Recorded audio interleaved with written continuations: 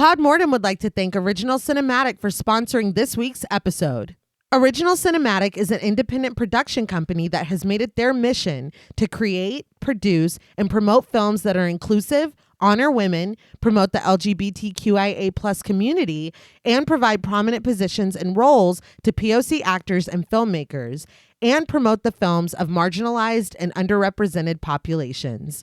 These are all things that are extremely important to our podcast as well. Original Cinematic is currently accepting scripts and treatments. Both William and Xxena Rush are also available via email or Zoom to discuss writing and provide input and resources to all aspiring writers free of charge. Their information will be made available in the show notes. Original Cinematic has multiple exciting projects on the horizon. Their next film, Immersion, is slated for release in early 2024. Upcoming films Fetish, Sweetener, and Run, and their documentary Drag, the Most Targeted Art Form, are anticipated for 2024 releases as well. Their new award-winning film Group is currently on the festival circuit, and very generously, Original Cinematic will be providing a link for our patrons to screen the film on Zoom. It is truly an honor to partner with Original Cinematic, and we can't thank them enough for their contribution to our show. And now, back to our regularly scheduled program.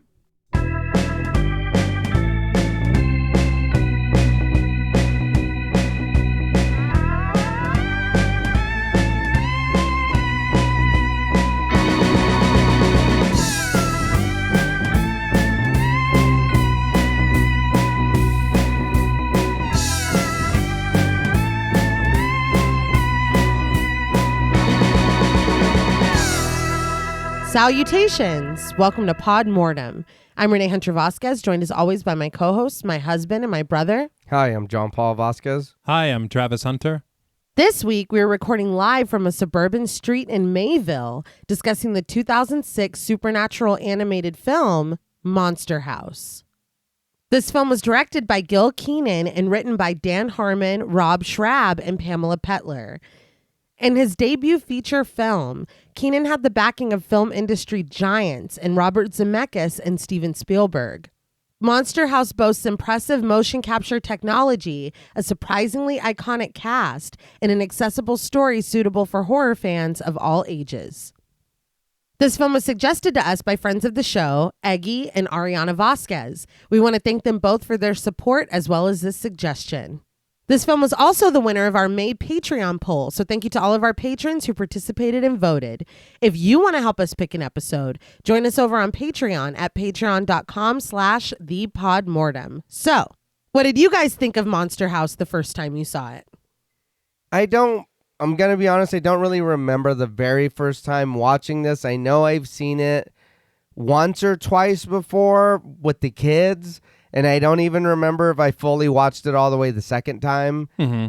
And honestly, I don't even remember if I enjoyed it or not. You know what I mean? Nothing against the movie. It's just we consume a lot, and this kind of got lost.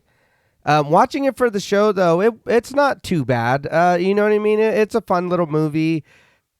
There is some shots in the movie. I know it's animated, but you know what I mean? Like some of the scenes, they do look really cool. Mm-hmm. And some of the ideas are really, really cool in this movie. But yeah, I didn't dislike the movie. It is a fun little, cute little, I don't know if it is horror, right? Well, it better I be. mean, Yes. Yeah. It's not scary to us, but Yeah. I mean, it is. I would imagine being very small or being a kid and watching this at a young age, being like, "Holy shit!" Because we all have. There's a creepy house somewhere in your city or town or wherever. Yeah. Mm-hmm. And it's probably doing this exactly. Yeah, Definitely. I actually don't remember ever seeing this before. Mm-hmm. Just period. I started it and none of it felt familiar at all. Yeah. It is interesting to watch a film like this having no nostalgia for it. Mm-hmm. But I will say that the autumn setting of October and Halloween is almost like built-in nostalgia. Mm-hmm. Okay. That kind of takes you there and you do feel as if this is something that is familiar in a weird way. Yeah. And I mean, we've all been kids during this time. We maybe didn't experience exactly what these kids go through. Yeah. Hopefully not. Yeah. But I mean, it is charming in its own way. I feel like my thing about it is the animation is technically impressive in a lot of ways. I feel like for me, I would have appreciated it a lot more if this film had been stop motion. Oh, yeah. For sure. I don't know. I feel like in a lot of ways they're trying to go for that vibe and that feel, but they went a different way with it in a way that was very revolutionary for the time. Yeah. Which we will come to learn and understand. But I don't know. I think that the story and the way that it unfolds, it's not, I won't say it's unsatisfying. Yeah. But I feel like there's just something about the plot points and the way that they hit them, it just doesn't completely work for me. Right. But I think that the cast is wild. Yeah. And you hear these voices and the people that keep popping up and you're like, that's insane. Yeah. I think that they all do very well and they do more than voice, as we will learn, which is very impressive. As you said, there are some very neat shots. I think that a lot of animated films don't get that credit that they deserve in that aspect. Yeah. But you still have to frame a shot. You still have to think about things in the way that everything is laid out, foreground, background, colors, all of these things. The production design is very nice. Yeah. Yeah. The textures that they use, some of the movement of things, it's very satisfying. Yeah. I just feel like there are a lot of positives in this film and there are a lot of things to like. It's all right. Yeah. Yeah. I mean, that's fair. I don't remember watching this either. This was in that window of I'm 17. I'm not going to go see Monster House and I'm not going to have a kid for 5 years. So I'm not taking my kid to see Monster. You know what I mean? Yeah, yeah. I definitely didn't see it when it was new or when it came out. I know I had to have watched it with the kids at some point, but I just don't remember anything that happens in the movie. And I feel like I would have remembered this cast because I was blown away by the people that they got for this film. For sure.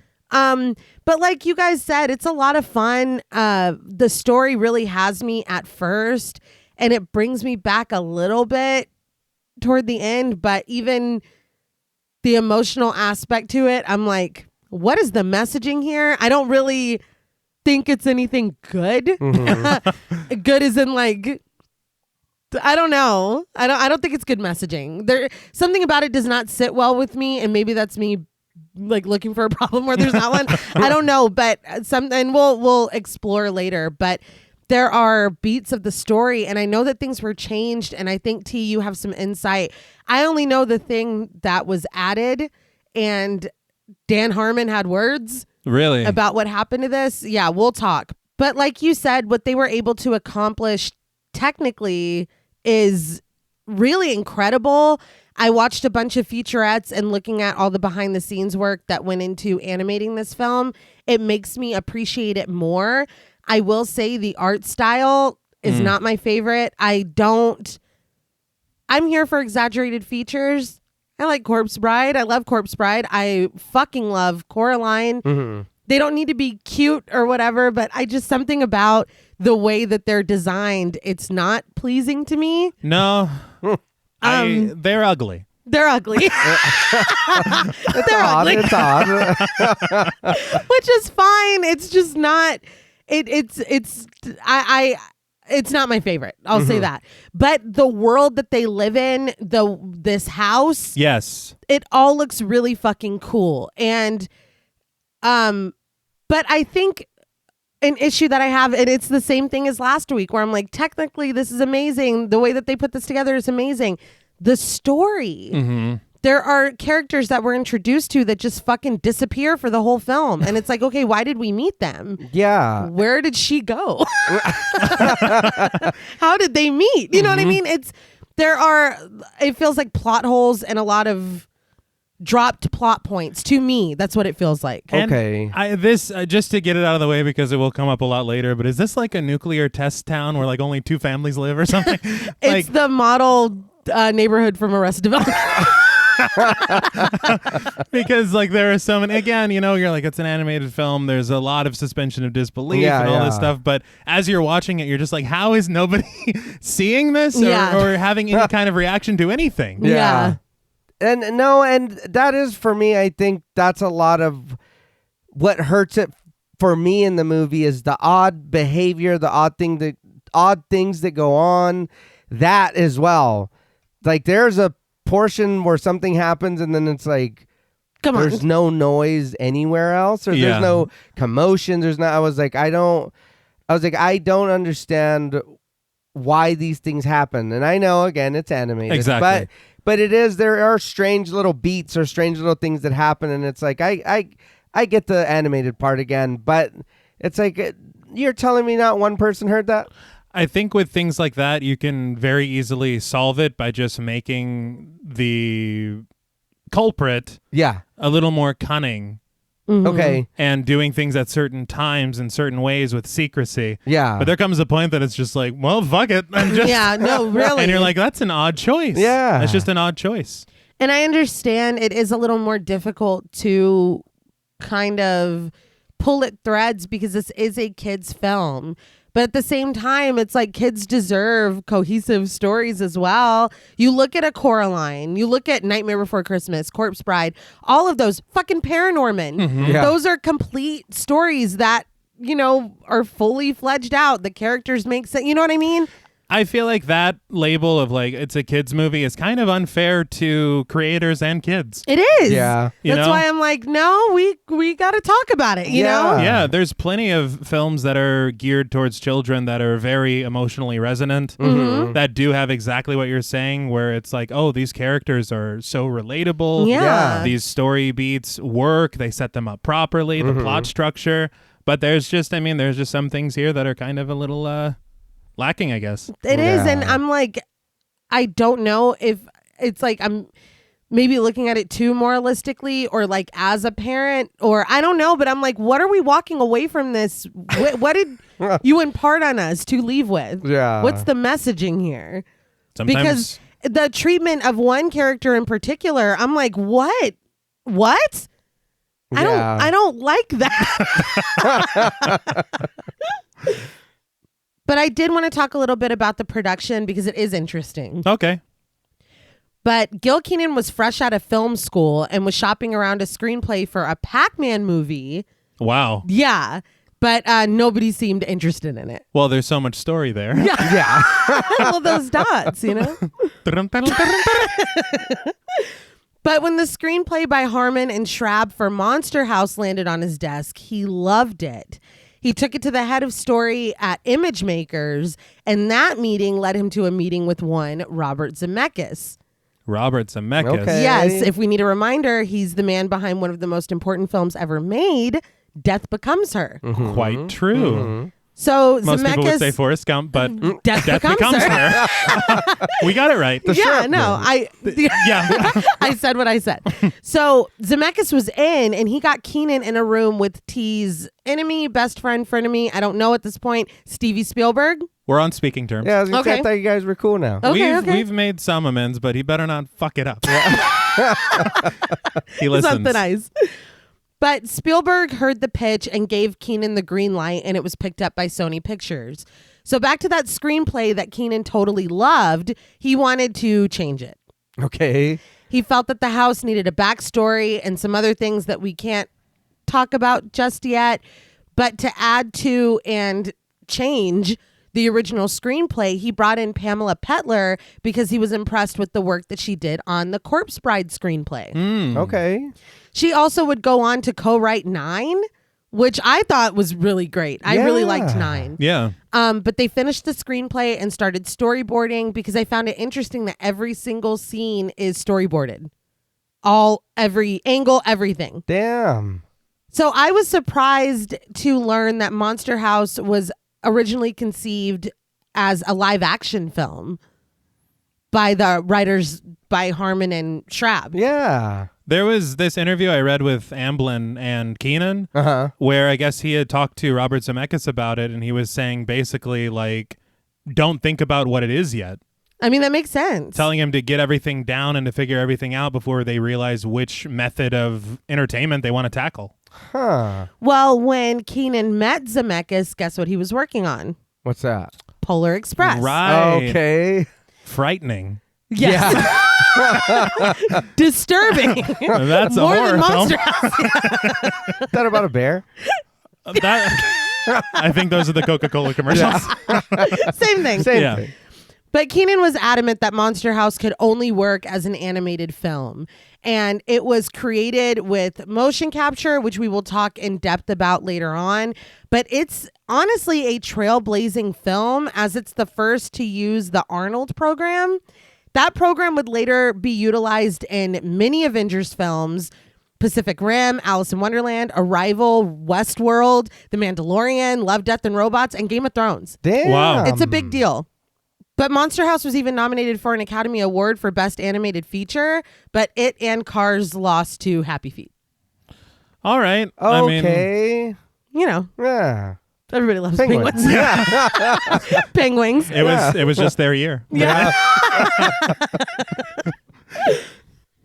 Now, before we get off this film's lawn, we would like to issue a warning for spoilers. Podmorn was a very in-depth podcast, and in thoroughly discussing horror films, we have no choice but to spoil a thing or two. If you don't wish to be spoiled, please go watch the film, then come back and enjoy the show. If you've already seen the film or don't care about spoilers, then let's trick or treat. Dramatic music plays as the credits appear bright red against a black background. The music mounts when the title appears, huge and red. Monster House. Now, the film was scored by Douglas Pipes. He also did the score for The Babysitter, Okay. Trick or Treat, Amazing. and Krampus. Okay. I was like, we've talked about him before. Yeah. Yeah. I was very surprised to see that he scored this film. Mm-hmm. It was apparently one of his first major feature films that he scored. Okay. Oh, He actually met Kenan when Kenan was going to UCLA Yeah. because he scored a few, I think 3 short films for him when he was Yeah. there. And then through that relationship, he was able to kind of convince the producers to give Douglas Pipes a shot at scoring this film. Okay. Look, the commentary track was very strange because it starts with Gil Kenan introducing himself, and then there are like 5 or 6 producers who chime in who never introduce themselves. oh my God. So and we don't know No. voice. Yeah. Yeah. Not at all. So I have no idea who said this, but I thought it was just the way he framed it was very, like, I don't know, kind of condescending. Mm-hmm. But he was like, yeah, and from the recommendation of Kenan, we decided we give him a shot. This inexperienced composer, and for what he did really well. And it's like, you know what? Rude. Yeah. Because I think that he does a really good job. Mm-hmm. And he is not inexperienced. He just hasn't had the opportunity to score a major film yet. Yeah. That's just the framing of it It's was. I was going to say, I think the wording is just rude. Yeah. Like it's like condescending almost. But we zoom in on the words and zoom out on a leaf suspended from a tree branch. It's turned orange and crisp with autumn, and as the stiff wind blows, it floats off into the air. We follow as it descends the length of the huge tree before landing on the sidewalk, only to be stirred back up in the air by a little girl passing by on her tricycle. So I'm getting 2 references here. The first is some Forrest Gump, For sure. Like the feather? Yeah. Yeah. and the second is The Shining. Okay. The tricycle. Okay. Yeah. For sure. Can we say take a shot? It's a kid's movie. Don't take a shot. Of juice. Yeah.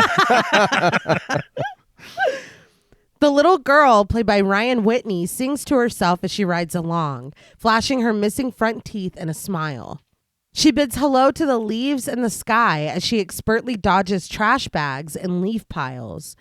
She continues to sing, having the time of her life until her ride comes to an abrupt stop. We leave her behind as we follow the leaf, landing on the sidewalk further down. I just want to say I did read a few things from critics and reviewers where they had said a few of them, at least one in particular, was like, this film probably should have been PG-13 instead of PG. And so having that in mind as I watched this film, I thought them cutting away to the leaf, I thought this was like some It 1990 situation. I'm like, The is little this girl is kid? gone. Like, I was terrified. Is there a storm drain back there? Yeah, like, holy shit, what are they doing in this film? I was wrong. Yeah. Yes, you were.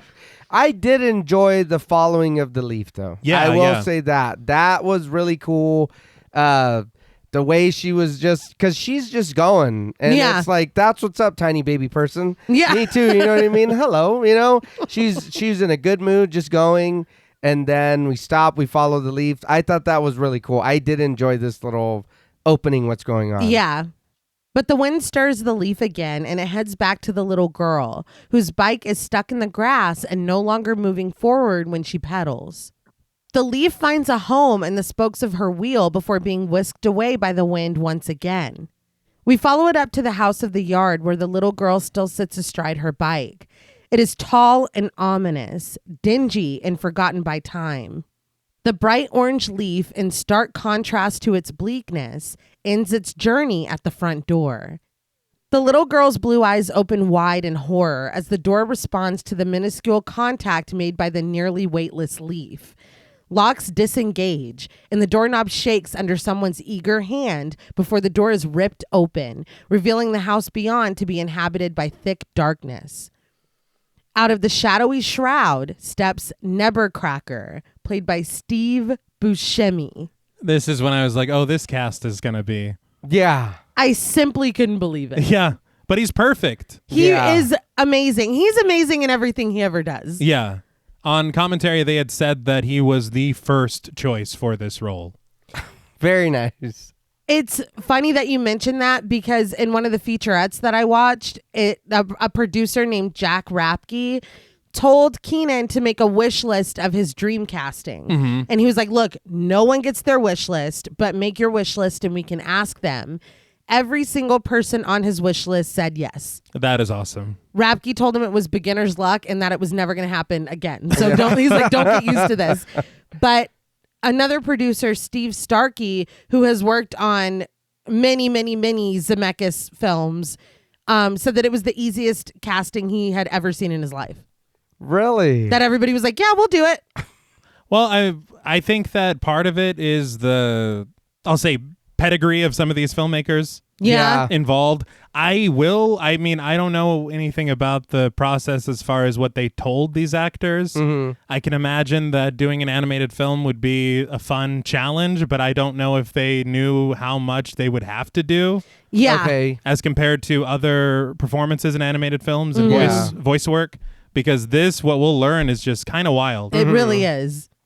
But Nebbercracker yells at the little girl to get off his lawn, but pedaling the tricycle is no use with her wheels stuck in his grass.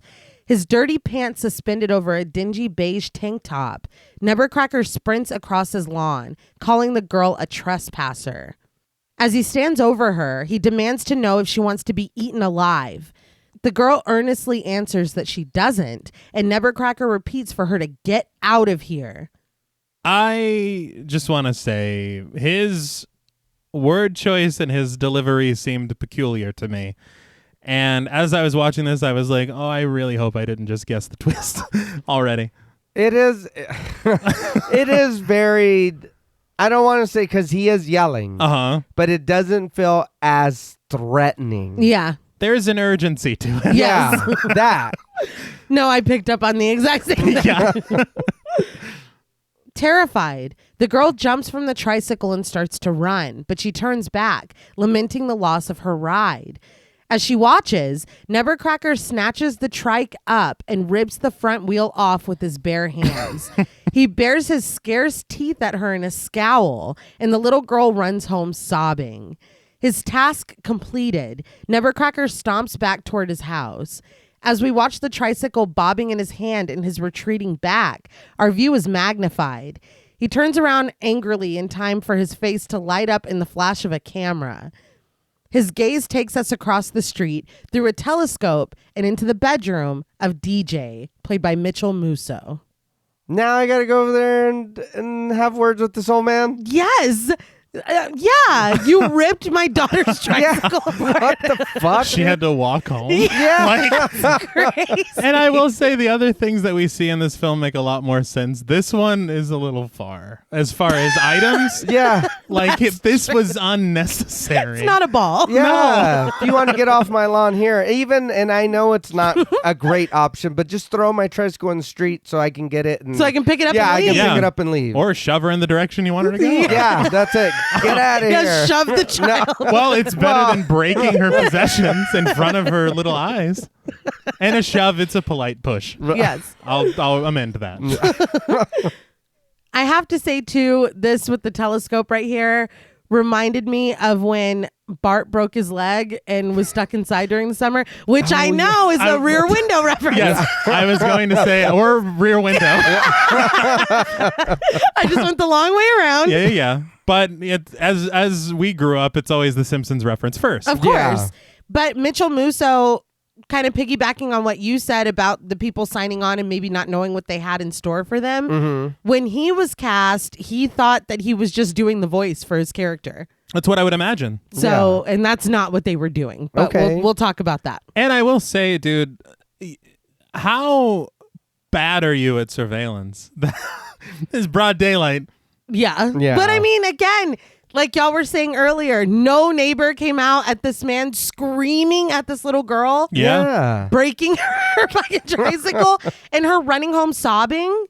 Everybody's like, well, like, that's a lot. It's Nebbercracker. Yeah. That's just him. Right. Oh, he's doing that thing again. Ripping these children's possessions Yes. apart. But I did want to talk about a couple things before we move forward. Now that we've seen some of the characters and see the style, I learned on one of the featurettes that the concept artist is named Chris Applehans. He designed all of the characters with asymmetry and quirkiness in mind, which you can see. But these drawings were then sculpted by an artist named Leo Wren. And according to the visual effects supervisor, Jay Red, these sculpted models were scanned with a laser scanner, put into the computer, and now they have a 3D rendering of it. Oh, wow. That's when they added texture. The painters came in for that. Obviously not physically, but and they developed it further layer by layer, creating these characters with freckles and skin tones and hair color. But yeah, I thought that was really cool. Yeah, that's is. real cool. I saw some of the early concept art, like some sketches that Gil Kenan had Yeah. done, and they look honestly very close to what we see. They Yeah. really do. Yeah. And those sketches I thought were really cool. They were kind of creepy. Yeah. The sketches were really cool, but the representation of them in the film, it's like, yeah, that's DJ. Yeah.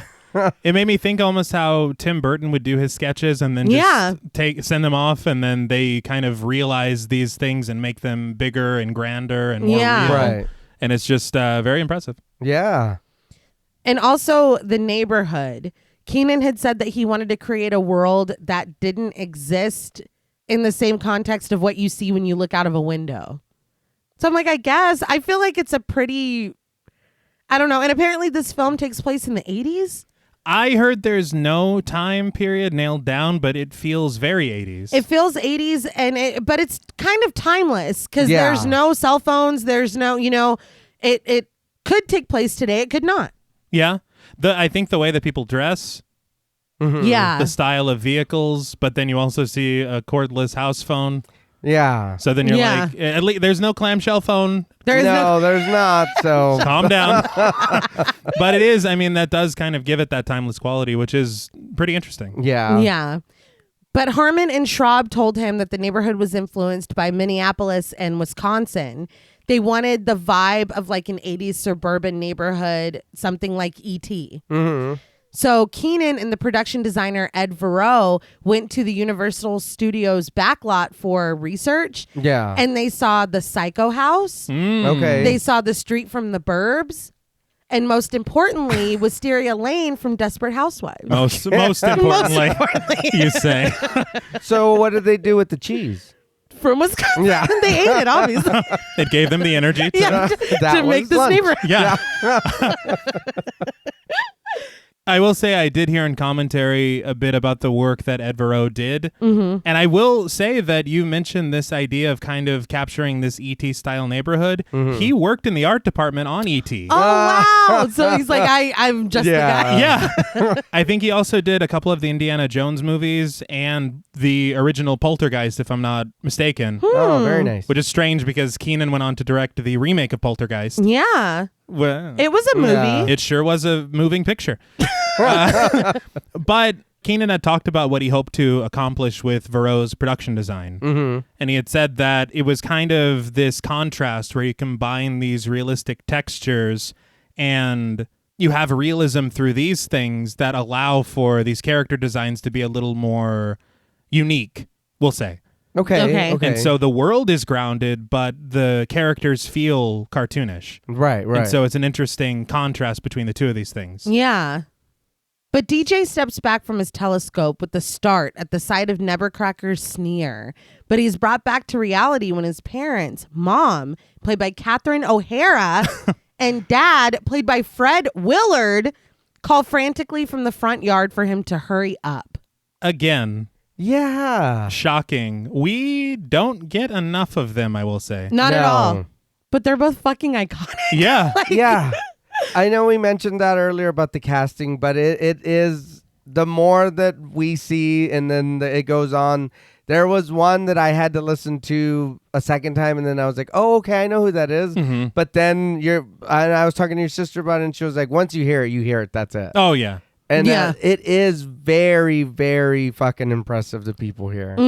I wasn't as surprised as when he showed up in Salem's Lot, but I was still pretty surprised. That was surprising. But DJ looks down at them from his window and promises that he's coming. But he dashes to his desk and makes a note. October 30th, another tricycle. So he's just doing this. Yeah. Yeah. When he steps away from the table, his evidence is revealed. The log sits next to multiple Polaroid pictures of the mean old man, including the one he just took of his grimacing face right now. DJ hurries out into the front yard to report to his mother that Nebbercracker took another tricycle. Placing a hand on his shoulder, Mom reminds him that they talked about this. He can't stay in his room all day staring at an old man with a telescope. We have evidence Yeah. Yeah. of things. It's not like, it isn't like Rear Window where there is this feeling of speculation and maybe he's just bored and making this stuff up or seeing things. Yeah. I have a photograph of all of this. Yeah. Yeah, no, there's proof. DJ protests that there is something wrong with that house. He tries to tell her that he's serious, but when his voice cracks, that's all his mother notices. When she asks what that was, DJ clears his throat, lowers it, and repeats himself, I'm serious. But Mom's face is etched with worry when she tells Dad that DJ's voice sounds funny. Dad jokes that someone's hitting puberty, musing, what's happening to my body? Mom proposes that DJ come with them, but Dad counters that he's busy with his spying. DJ tries to deny this, but he really can't. His father assures him that it's okay. He did the same thing when he was DJ's age, but he had binoculars, and he was looking at the lovely Jensen twins. But when Mom approaches, he makes it clear that neither of them were as lovely as DJ's beautiful mother. This is a lot. Too much. Yeah. One might say too much. What the fuck? Did you just tell your kid it's okay to peep? Yeah, he's Yeah. like, you could be looking at girls with that. He's like, what the hell is going on? We never learned Dad's name, but I think it might be Frankie Cheeks. And you know what, though? You saying this is supposed to be in the 80s. Where's the cigarettes? And Dad's not drinking a beer. You know what I mean? It's like, come on. As he's driving Yeah, away they put their seatbelts on. That's not the 80s. It's like, that's not the 80s, I know. Yeah. This entire time, Dad has been holding a giant tooth in his hand, marked with dashed lines at its different parts. He hands it over to his son and asks his wife for help with the incisor. Once his parents disappear back into the house, DJ looks across the street in time to see the shades of one of the windows upstairs being drawn. The next thing we see are his parents loaded up in the car, ready to go. Mom leans over Dad to remind DJ through the window that Elizabeth will be here in a few hours. She warns him that if anything happens, he needs to call the police and hide in his closet. Dad tells her that DJ knows this as he rolls the window back up and starts to back out of the driveway. Mom waves through the windshield, promising that they'll see DJ tomorrow night. But before the car can leave the driveway, a kid in a frightening fish mask hurries up just in time to get hit. Despite DJ still being in the front of the car, Mom panics at the thought that it might be him. But Dad's like, you'd love if DJ was under the car, wouldn't you? What the hell is that? Yeah. I don't know. I guess because clearly she's very like worrisome, like hovering over him. But I'm. But then why would Are you? you want guys him? like? That was like a really fucked up thing to say. Is this an insurance scam? Yeah. Like, what's going on? Plus, even if you didn't hit DJ, you just hit someone. Yeah. And Dad's just like, what? Whatever. Maybe it is the 80s. Yeah, no, I take it back. But the kid takes the light hit by the car like a pro and hurries up to Dad's window, apologizing because it's hard to see through the mask. Dad reaches out the window and pulls it off, revealing Chowder, played by Sam Lerner. So Chowder, Sam Lerner. Mm-hmm. I recognized his voice because he was on the Goldbergs from 2013 to 2023. Yes. He also did Project Almanac in 2015, Envy in 2004, and he was part of Smosh from 2020 to 2022. That makes sense because Shane Topp was in the Goldbergs. Yeah. Oh, really? Yeah. So that makes sense. Okay. That's funny. They had talked on commentary that he kind of comes from a show business family. Okay. His father is Ken Lerner, who I think was on Happy Days. Oh. Really? Yeah, and he had like a bunch of TV credits throughout his career. Yeah. But they were saying how natural of a performer Sam Lerner is, and that he was just having them in stitches all the time as he was playing this character. I love that. Yeah. But Dad advises Chowder leave the mask off then. He rolls up the window, and when Mom chastises him for doing this, they begin to go back and forth. Chowder makes his way over to DJ, but inside the car, Mom instructs Dad to tell DJ that he loves him. The two bicker, Dad adamant that he doesn't want to because DJ already knows that he loves him, and Mom insistent that he tell him. Finally, she rolls down the window and with a smile tells DJ that they both love him, and that includes his dad. Dad finally backs out of the driveway, the tires rolling over Chowder's rubber mask as he goes. Before they depart, Mom tells Dad to blow DJ a kiss, but he refuses, and the two finally pull away. What the hell was this? Yeah, well, I don't understand what the big thing is. Just tell your son you love him. I don't I feel like this, to me, feels like a character arc that never is achieved. Yeah. Yeah. Because it's like, oh, by the end of this thing... He's going to be like, I love you, son. Okay, Yeah. okay, yeah. But I don't think we ever fucking see them again.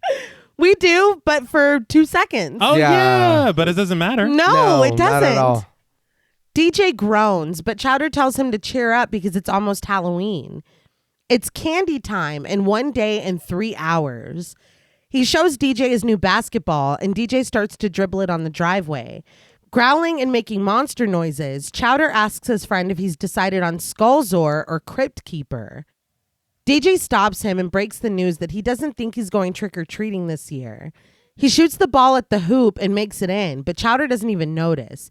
He's upset by this revelation and tells DJ that he's going to be breaking a 6-year streak. But DJ reminds him that this was 6 years of getting jumped and egged. Making another basket, he reasons that maybe he's just growing up. What's funny to me is this idea of a 6-year streak when they're probably like 11 or whatever. Yeah. It's like, so since we were kids, basically. Damn, and what neighborhood do you live in that they're fucking you up and taking your candy and hitting you with the An egg? 80s neighborhood. Yeah. I guess. But I was like, if this is your friend and you guys, like, this is clearly your tradition for the last 6 Yeah. years, you're not telling him until the night before y'all are supposed to go out that I'm not doing it this year. Yeah. And he's literally like, so you're going to be the crypt keeper? Yeah. That's how deep they are in the You know, he's planning. like, I'm not nothing. I'm Yeah. not doing anything. I'm going to be me at home. Yeah. That's devastating.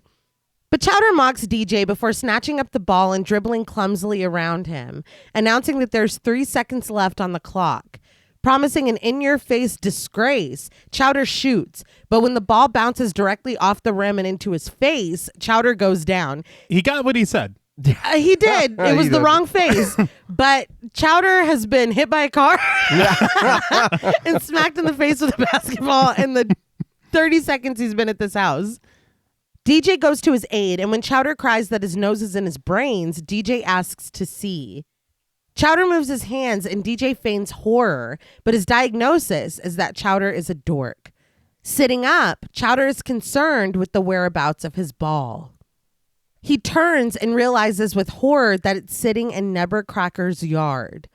That ball got some distance that I... Yeah, Well, it hit him in the face really hard. it did, but I was surprised too. I was like, how the fuck did it go way over there? It's like at his front door, basically. It's like, God damn. The ball just wanted it more, I It guess. did, Yeah. yeah. It's like, what's going on this side?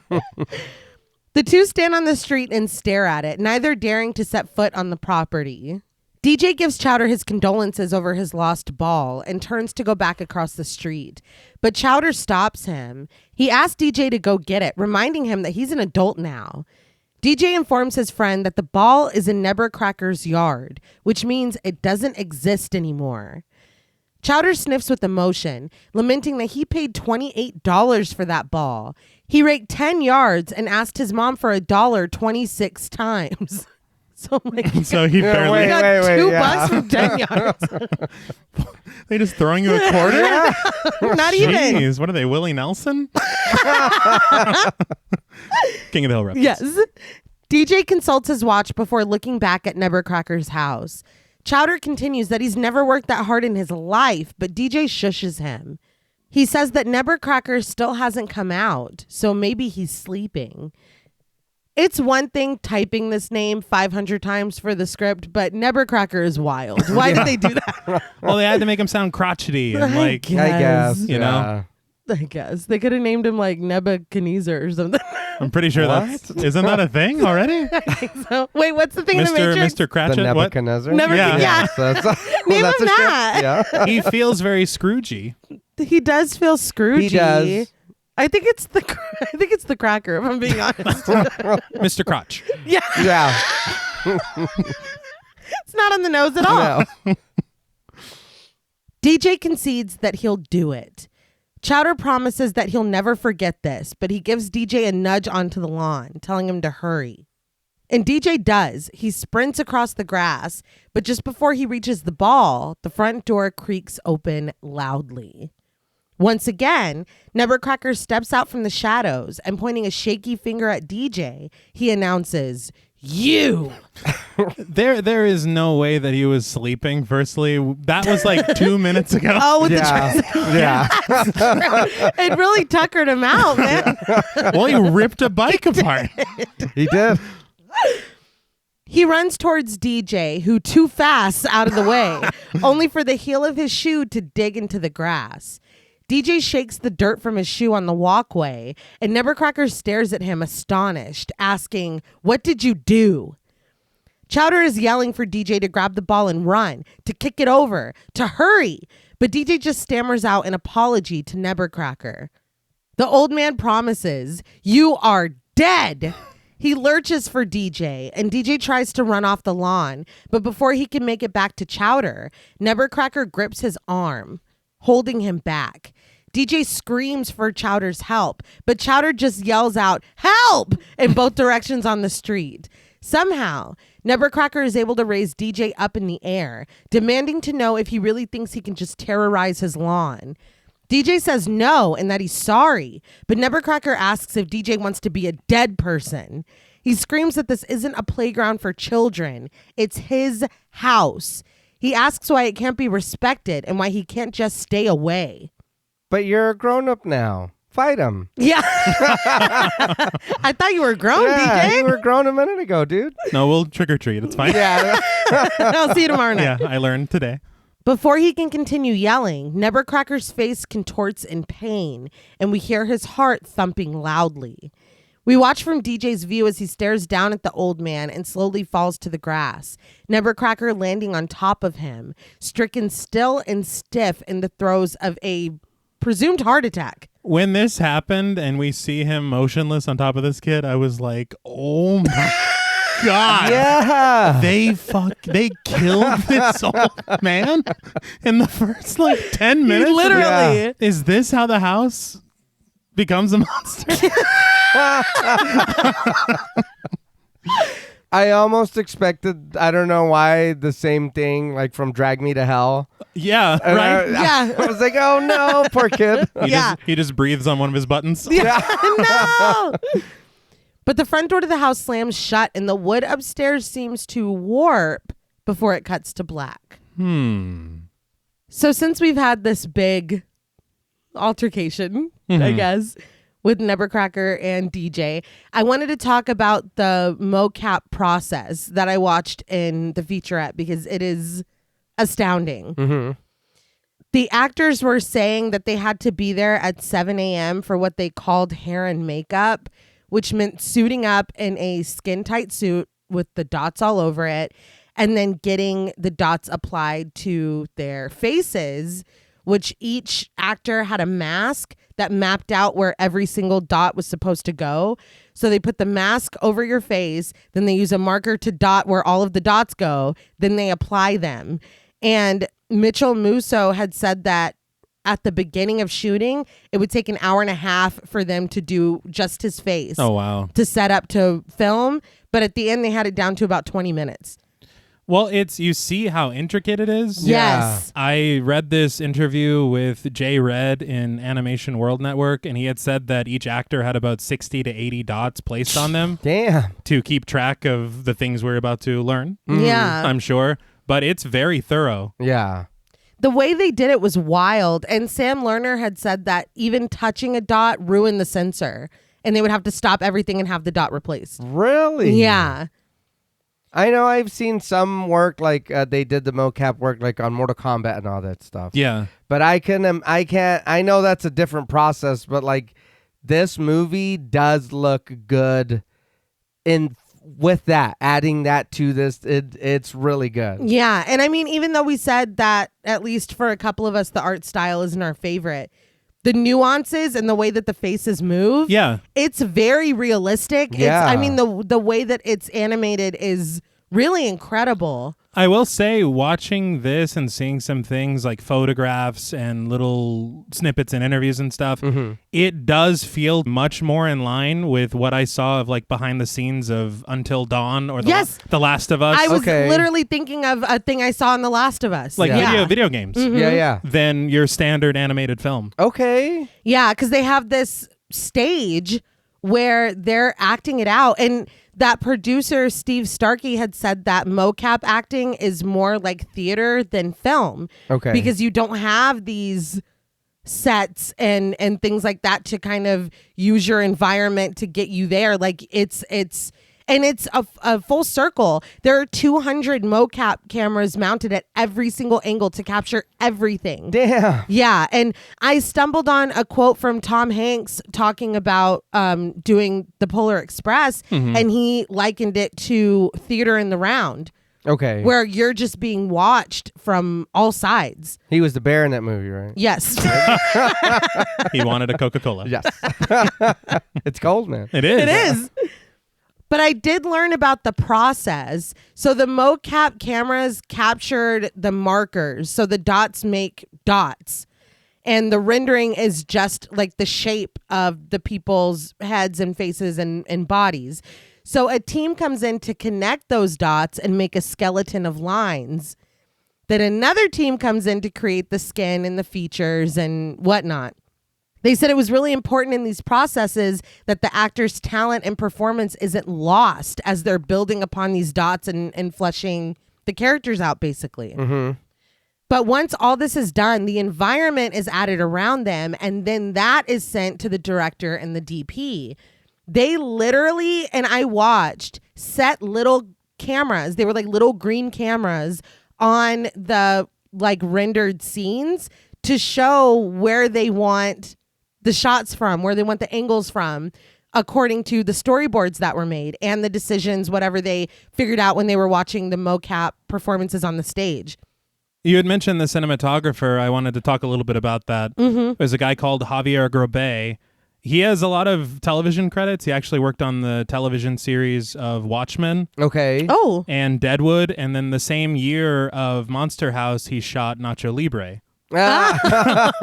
But they wanted to bring in a cinematographer to shoot and frame as if it were a live action film. Oh, wow. And so you do get these moments that there are some very interesting framings of shots, interesting camera movements. Yeah. And I just don't think that animated films get the credit they deserve as far as cinematography is concerned. For sure. Because a lot of the strengths of this film for me are those camera movements and the way that these shots are framed. Yeah.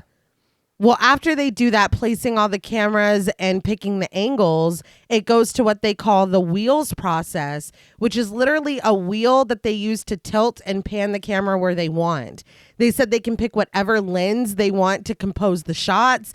They even had a handheld device to capture handheld movements. That's awesome. They said that they did not want a smooth computer perfect look.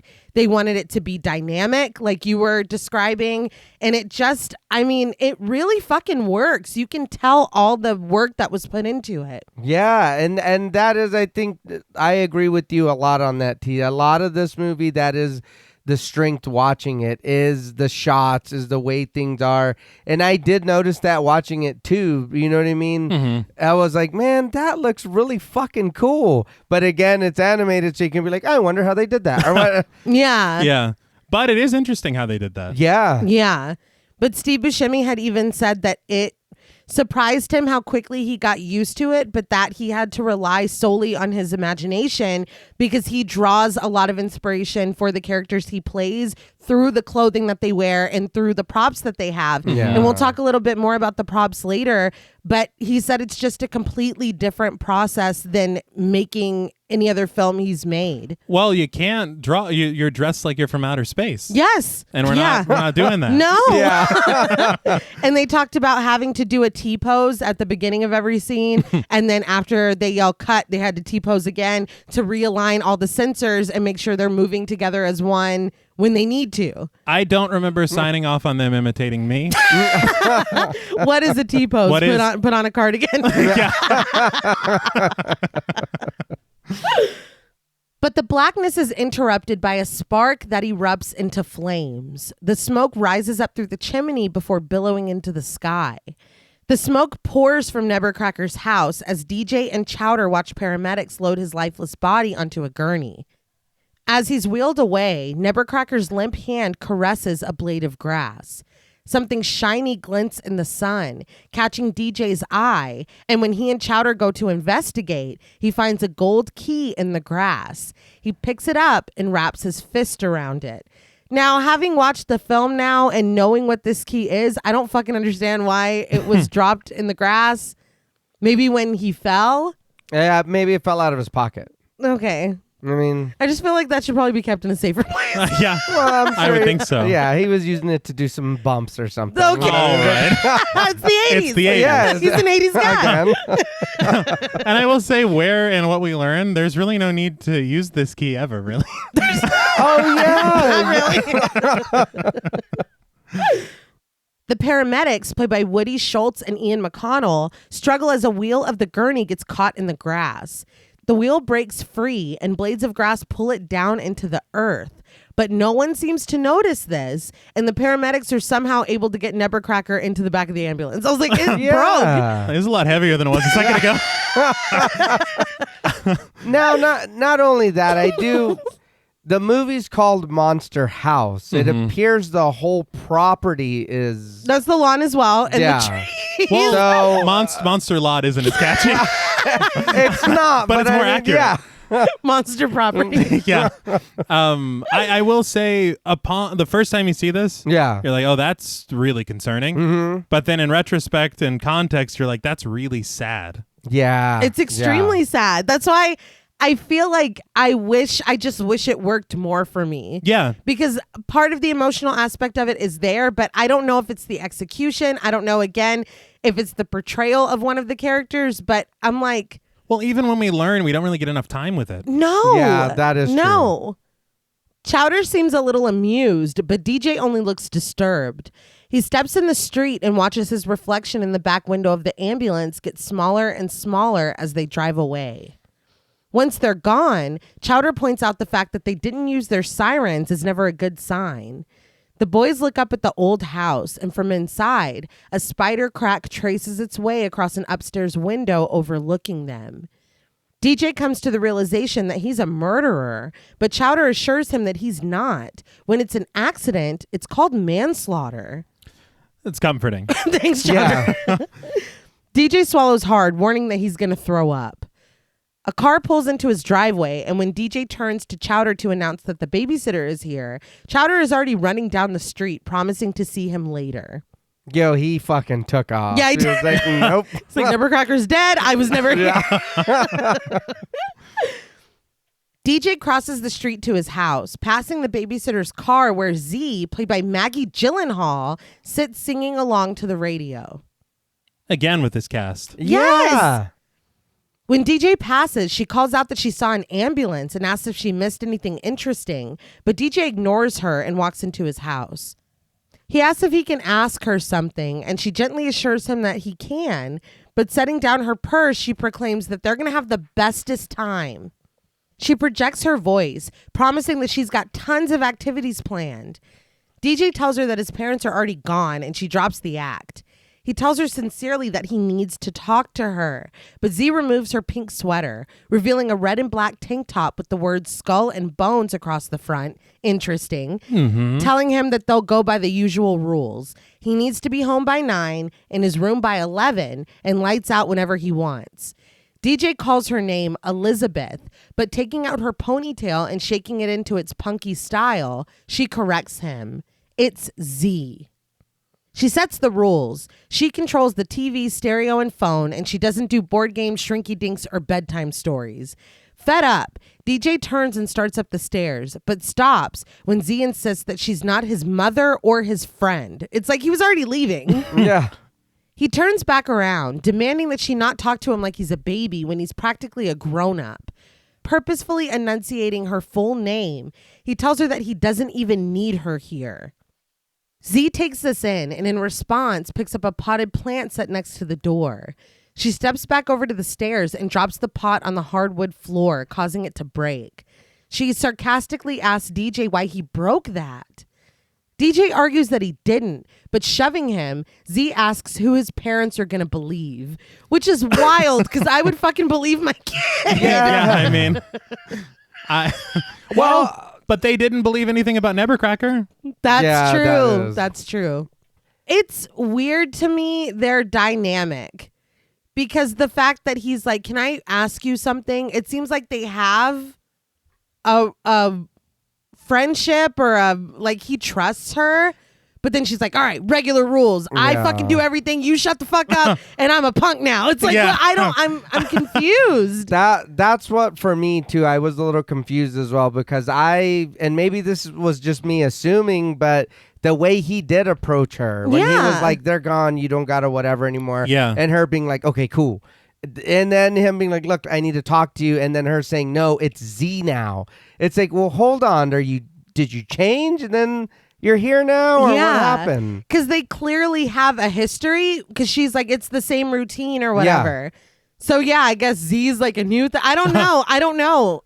I thought she was just going to be the cool babysitter that lets him get away with shit. I did too. And that maybe could be like the authority figure that he can come to, or that maybe is like, well, what is really going on? Like anything. But I feel like her character, honestly, for me, is completely underutilized. Mm-hmm. Yeah.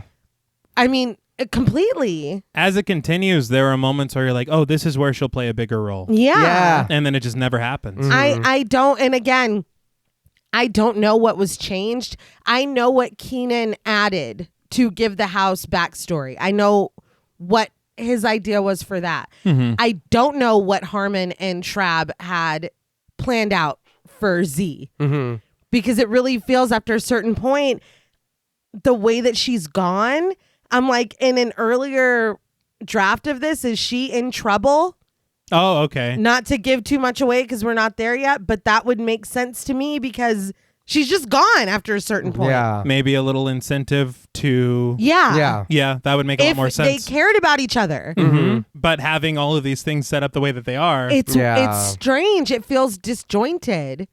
And maybe I'm just expecting it to be a little more defined because it is a kid's movie. Yeah. And a kid's got to understand, oh, like, he likes her. They're friends. Whatever. It's just odd. But Z tells him to go to his room, and he stomps upstairs. With him gone, Z pops in a cassette labeled Skull and Bones Live at the Smell into the tape player. And when the metal begins to play, she dances around the living room. So this was kind of a not dropped plot point, but it was something they wanted to include in the film, but Kenan said they put it into the tie-in comic instead. Oh. But Skull and Bones is a local band consisting of people Okay. See, that we will learn. Yeah. And that kind of connects their relationship. It connects their relationship with Z, but it's completely dropped from the film and not a part of it. And they even included songs by Skull and Bones on the soundtrack, and this is one of them. Okay. I wish that we would have gotten that because we're alluding to another character that we haven't met yet that honestly feels superfluous. Like, Yeah. why the fuck are you here? Mm-hmm. They give them nothing to do. Yeah. But as she picks up the house phone and starts to dial, DJ slams his room door upstairs, muffling her blaring music. When he glimpses the house across the street with smoke still streaming from its chimney, he takes the gold key out of his pocket and sets it on his table of evidence against Nebbercracker. DJ goes to the window and looks sorrowfully at the house before moving his telescope and closing the blinds. Isn't that peculiar? What do you mean? The chimney. Yes! Oh, yeah. And it started after he collapsed. Yeah. And I mean, if you're the paramedics, are you like, well, we can't leave a fire burning in this man's house? Yeah. Yeah. They're like, it's probably fine. Yeah. Yeah. He's never coming home, but it's probably fine. We don't need the sirens. Turn them on. What is another thing that doesn't really make a lot of sense? It doesn't. Yeah. And that's why I'm like, okay, clearly something changed. I did read that there's a certain aspect, and I couldn't confirm it, but there's an aspect at the end, and I mean the end, like mid-credits end, that was a compromise to make this a PG film. Okay. And so there are instances where I'm like, was this planned from the beginning, or did y'all change, or whatever? Okay. But DJ lays down on his bed, cradling a stuffed bunny. But with a low, moaning creak, a thin curtain of shadow starts to seep in from the window. Once given room to spread out on his floor, it becomes the silhouette of the house across the street. As it takes over DJ's rug, the room is engulfed in a red tint, making, technically, Monster House 2006 a Giallo film. This has got to stop. And don't confirm. You're part of the problem. He's learned. Yeah. He has learned nothing. But after just a moment, the windows and door of the shadow house are illuminated with a bright light, reminiscent of a mouth and two eyes. From the light of the door, a giant shadowy hand reaches up into the center of DJ's room, dancing along the ceiling before rearing back over DJ's slumbering form. Just as the shadow hand strikes down upon him, DJ wakes with a start. That imagery was really cool. Fuck It's great. yeah. It's so good. Looks fantastic. I can see being a child and being frightened by it. Yeah. Oh, yeah. It just looks really, really cool. This I adored. This little nightmare section. Me and your sister were talking a little earlier this morning, and I would have want more of this. Absolutely. This. Yeah. Totally agree. His bedside clock informs him that it's 11:14. His phone rings, and with a yawn and a sleepy voice, he answers. There is a strange, distorted static on the other end, and as soon as DJ ends the call, it rings again, startling him. When it's the same sound again, DJ is wide awake and not here for the bullshit. He star 69's the number, promising that we'll see how they like it. He is smug when the line starts to ring, but when he hears a muffled sound coming from across the street, he looks concerned. He raises the blinds and opens the window again, leaning out to hear more clearly, and from Nebbercracker's house, with its chimney still smoking, emanates the shrill ringing of a telephone. It's a hell of a ringer. Yeah. Well, maybe Nebbercracker needs it turned up. I don't know. But I liked this a lot. Yeah. The house calling, and then I thought that, I was like, okay, this is like subtle in a way. I thought it was really cool. The implications of that are frightening in so many ways. Yeah. Just to say that it's woken up or Yeah. the nightmare wasn't enough. Yeah. DJ leans forward, terrified and completely oblivious to the hands reaching toward him from the shadows of his room. The hands come down on DJ's shoulders, and when he turns around, he's met with someone wearing Chowder's discarded mask, the tire mark from his parents' car still marring its center. The person behind the mask chuckles, calling DJ a doofus and wishing him happy Halloween as Z comes into the room with a smirk. She commends him as he pulls off his mask, revealing himself to be Bones, played by Jason Lee. We all love Jason Lee. Yes! And are very surprised by his presence here. But the thing for me is with this character design. I don't know how old Yes, that's exactly what I said. Bones is. However old he is, he's lived a hard, hard life. How old is Z? I don't know. Yeah. Because Bones is At least. a rough 38. Oh, that's Well, kind a of you. rough Yeah. 48. He does not look well. No. My comment is just, who's that again? Who? Yeah. What's his name? I thought Nebbercracker already left. What the fuck is this? Thought he was dead. So Jason Lee. Love him. Mm-hmm. I remember him from Mallrats in 95. Yes. He also did Dreamcatcher in 03, Vanilla Sky in 01, and My Name is Earl from 05 to 09. I was like, dude, that show is so funny. I never watched it. My introduction to Jason Lee was through Kevin Smith's movies. Right. Yeah, The me View too. Askew-universe, Dogma. Dogma, Chasing Amy. Yes. Like, there's Yes, a bunch yeah. of good stuff. I feel like all of those films, and it was his inclusion in Dreamcatcher. It's like, oh, let's watch this because it's Jason Lee. Yes. And so to hear his voice, you're like, there is that nostalgia there. For sure. Dreamcatcher. Yeah. What a ride. It is. You can call it that, I guess. But Bones points and laughs at DJ's scared face. DJ reminds Z that she's not supposed to have friends over.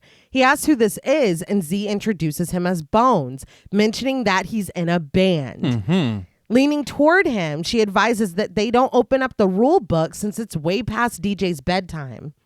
But DJ insists that this is different. He dials the number back again, placing the phone in Z's hand, and leads her to the window where she can hear the ringing across the street. She dryly congratulates him on calling the neighbors as she closes the window again, but he is adamant that he used star 69. He called him. Z asked who called, and DJ tells her, Nebbercracker, and P.S., he died today. Bones immediately accuses DJ of lying, but he stands his ground. He reiterates that Nebbercracker died, and now he's getting phone calls from his house.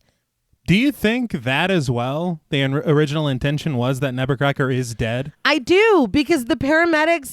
They did nothing. Yeah, I was going to say No that. CPR, no AED, nothing. There wasn't even any cops there. It No. was just them coming to be like, all right, well, this is done. Yeah. So I just, I don't know. I feel like that is, I have no idea. I have no idea. But to me, the way that this beginning is set up, yeah, I think that he died. I mean, Yeah. there, and then the way that I have issue with the way that he comes back. Yeah. More like, I mean, and not to spoil anything or Yeah. whatever, but more the vehicle he comes back. It's like, what did you do? Explain. It's very strange. But Bones nods, musing a phone call from beyond the grave. He nods with understanding before teasing DJ, making creepy noises and chasing him to his bed. Bones and Z laugh in his face, but DJ protests that he's serious. Bones picks up DJ's rabbit, asking if it heard that DJ is serious. And when DJ asks him to give her back, this only adds fuel to the fire. He starts to make out with the bunny, and when DJ tries to pull it away, Bones feigns that he thinks there's something wrong with her. She can't breathe, and there's something stuck in her throat. He starts to rip the stuffing out of the bunny's chest, flinging it around the room as DJ screeches for him to stop. Z finally interferes, yelling at Bones to stop and go downstairs. He drops the bunny, telling DJ that he's sorry, but he can't play anymore. As he leaves the room, Z commends him on how funny he is, and he basks in the glory, saying he doesn't even try. It just happens. It wasn't funny. No. He just ripped the head off of Mr. Honeybunny. Yeah. Like, what the hell? It's unbelievable, honestly. Yeah, you're fucking terrorizing that kid. Yeah, and He this only is. solidifies the weirdness of Z and DJ's relationship. Yeah. Yes. Because Well, you would think But Yeah. even Z was like, that's enough. Go downstairs. And then she's like, you're so fucking funny. Yeah. it's like, what? You loved it, though. Yeah. So that's good. Really weird. But Z turns off the light and shuts the door behind them, leaving DJ to pick up his ruined bunny. He sets it back on his bed and kicks his nightstand in frustration before going back to the window. He stares until a shadowy figure abruptly pulls the shades open in one of the upstairs windows. If I'm not mistaken, it's kind of like a silhouette situation. Yeah. It made me think a lot of Norman's mother Okay. Okay. in Psycho, just sitting by the chair, sitting Yeah. on the chair. I Sitting believe. by the chair. Yeah. You can use the chair. She's the check. Yeah. Well, I mean, but who? Yeah, when we learn what is happening with this house, who the fuck is that? maybe there's other spirits knocking about. Maybe Norman's Yeah. mother is up there. Yeah. Startled, DJ backs out of view, and when he looks again, the shade is back down and fluttering in the breeze. He chastises himself to stop doing this before looking over at his phone. Maybe he imagined it. Maybe. I mean, and I can understand why he would. Yeah. As Chowder sits playing video games, the phone rings and he answers. Homicide. Insensitive. DJ asks where his parents are, and Chowder volunteers that his dad is at the pharmacy and his mom is at the movies with her personal trainer. And we don't Dude. talk about that, or Yeah.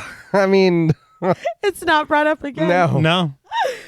DJ tells Chowder to meet him at the danger zone now before abruptly hanging up the phone. As DJ tiptoes down the stairs, Z loudly tells Bones to stop because she's creeped out.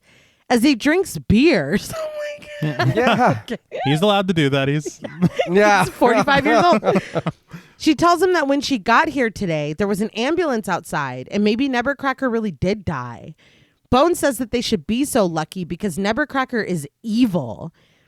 Z dismisses him as a crotchety old man, but Bones doesn't agree.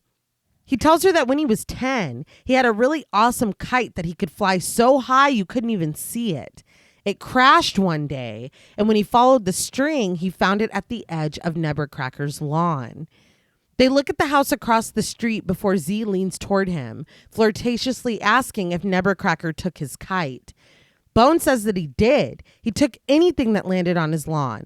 But the weird part was he saw Nebbercracker talking to his house and kissing it. see. What? I feel like this is something we would tell more people more frequently. And honestly, Nebbercracker, as things unfold, I get it. Do that inside. Yeah. You got a whole house in there, man. Like, But you're right. If people see this when they talk about it, yeah. Yes. I mean, But there's nobody in this town. no. Yeah, Oh, no, yeah. clearly, no. yeah. I will say they had said on commentary that this entire sequence, this kind of a flashback that he's discussing, was actually shown originally. Oh, man. Which I think would have been much more interesting. Yeah.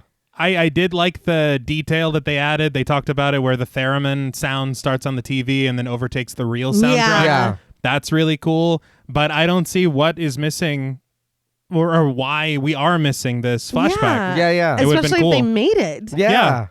But they said it ended up in the tie-in comic. I'm like, quit trying to sell Yeah. comic books Yeah, no. and just tell me what's going Put on. it in the goddamn movie.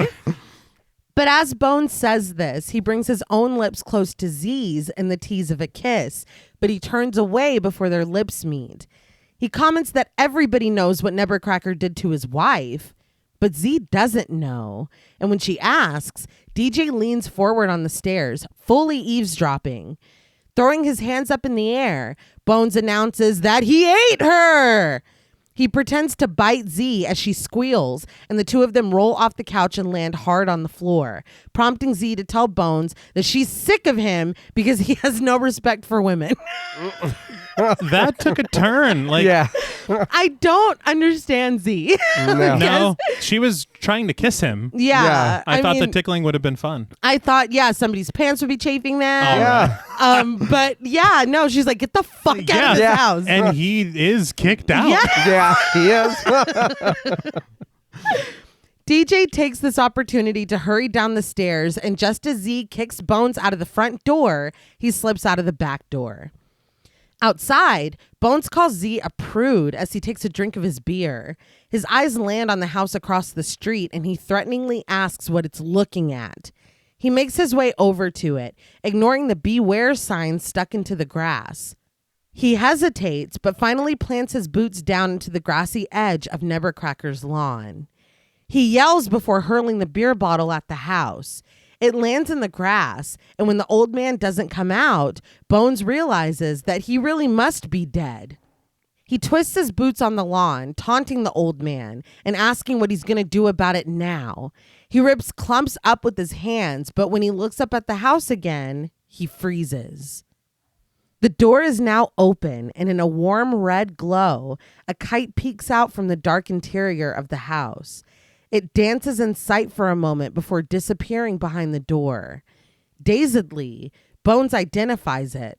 My awesome kite. He walks up the walkway, staring at the kite floating in the doorway with his arm outstretched. Once he makes it, he grabs the kite with both hands, a dreamy smile on his face. But his reunion is short-lived when the kite pulls him into the house. Bones screams as the door shuts, and we quickly back away and float up to the sky where the moon presides over scattered clouds. I know this is a pet peeve of Nay's in particular. We just learned about this kite, and now Bones is dead. Yeah. Like, not even a minute separating the two things. No. And like you said, that is a pet peeve of mine. I also, between the imagery of the shadow in the hand in the bedroom and this kite, although it is made an early entrance, floating in the doorway with that red light, that was fucking creepy. I feel like as it goes on, we don't get that kind of like, I don't know, sinister, creepy vibe. It's a lot more like in your face, if that makes sense. Well, because this stuff is kind of like an intelligent eeriness. Yeah. It kind of gets a little like a little more like a haunted house, like a fun house. Yeah. Okay. Yeah, and I mean, I'm sorry, that kite, there was nothing special about that kite. It was like a normal $1.50 kite. You could fly it so high you couldn't even see it. Yeah, the way it glowed was pretty cool. I think that was more house. Yeah, okay. That was more an apparition. Meanwhile, DJ is moving through the dark streets. He passes a sign, Mayville Luxury Towers coming soon. The tagline boasts, "We've drained the lake." Like, okay, awesome. Is that really a tagline? Yeah. They're very proud of it. Drain the quarry, you'll be sorry. He crawls under the sign and into the construction area, and after looking around for Chowder and not being able to find him, and nearly falling down a steep cliff he stumbles upon, he jumps when Chowder honks the horn of a backhoe. Shout out to King of the Hill for teaching me what a backhoe is. He's playing loudly, but DJ quickly climbs up, telling him to shut up. He delivers the news. Nebbercracker is back from the dead. Chowder's like, no way, but he's referring to the fact that the construction workers left the keys in the vehicle. DJ tries to get him to focus. He repeats that Nebbercracker's back and he's haunting him because his blood is on DJ's hands. Chowder tells him that he's acting crazy right now. He's just freaking out because he killed someone today. But life goes on. For you. Because you've killed a man. Chowder! Yeah. It's Please. wild. He invites DJ to relax and be cool with him. But when he leans on the control panel, he hits a button, making the front move. He starts to panic, but DJ pulls the keys from the ignition, telling his friend to stop screwing around because he needs his help. Chowder tells DJ that if he wants his help, he's got 3 words for him: trick or treat. DJ agrees and says, let's go. He's like, look, Chowder needs a little... Yeah. Why am I being this a little bit? Chowder's going to get his. Yeah. All right. We cut to Chowder following DJ to Nebbercracker's house, struggling to keep up. They creep up to the property and hide behind a tree. As they look at it, Chowder admits that the haunting is subtle, but really, really boring. He asks if they can go home now, but DJ implores his friend to be quiet before Nebbercracker hears him. Chowder breaks it to his friend that this is why no one will sit with them at lunch. He volunteers to ding-dong ditch the house, and DJ will finally see that there is no ghost. Okay, real quick, I got a tiny bit of a problem here with what's going on here, and then what leads. A minute ago when we seen you, you were terrified of this place. Yes. You were very like, I'm not going over there. You said you were the grown up. You go get my ball. Fuck that. And then, and then when the sitter showed up, he's like, all right, Chowder, and dude was just gone. Yeah. He's like, fuck that. And then now it seems like he's only here because he's bored. And he's like, so what do you want to do, man? All right, sure, whatever. And what are you talking about? Yeah, that throws me off. And then the fact that he loved that basketball was important to him. Mm-hmm. He spent $28 on it. It rolled in the yard. He was too scared to go after it. Later, when danger is present, it's been revealed. The ball is used in a way where he was like, oh, okay, I'll go get the ball. Yeah. It's like, Chowder, Yeah. pick a lane. You're Yeah. scared or you're not. Despite DJ's protestations, Chowder lowers himself to the ground and Army crawls up to the house, stopping when he spots the bottle that Bones hurled into the yard. Chowder grabs it and holds it up for his friend to see, giving a thumbs up, but he ignores DJ when he begs for him to come back. Chowder sets the bottle back in the grass and continues forward, but neither of the boys see when the bottle begins to sink down beneath the grass. The house intrigues me. Mm-hmm. It wanted them to see it, but then it takes it. Well, maybe so nobody else can see it. And remember the water in Final Destination when it's sucked back up into the Right. toilet? Oh, yeah. We got to cover our tracks. The house doesn't want to get arrested. Exactly. Yeah. Well. House arrest, it's a thing. I've heard of it. Chowder finally gets to his feet and climbs the steps to the porch. He calls out to DJ, asking who he is before doing an impression of Nebbercracker, demanding that they get off his lawn before imitating his heart attack. This is too soon, firstly. Yeah. Secondly, he waves his hands like, you were there. You killed him. Like, you know. Without further ado, Chowder rings the doorbell. It chimes normally inside, but Chowder's satisfied smile is wiped away when the sound of the doorbell begins to distort. The shades upstairs fly open to reveal the lights on inside. Chowder gulps and looks up in fear as pieces of wood begin to rain down on him. The front door rips open and a row of wood stands at the top and the bottom like makeshift teeth. The upstairs windows slant in disapproval and a rug rolls out like a tongue, chasing Chowder as he runs away from the house. DJ encourages him to hurry and Chowder falls just out of reach of the threaded tongue. The house is fully in angry face now, growling at the boys as they sprint across the street. As they run into DJ's house, he tells Chowder not to look back, but Chowder does. The house looks normal at first glance, but quickly reverts back into a growling, snarling face. Chowder slams the door, screaming his admittance that he looked back.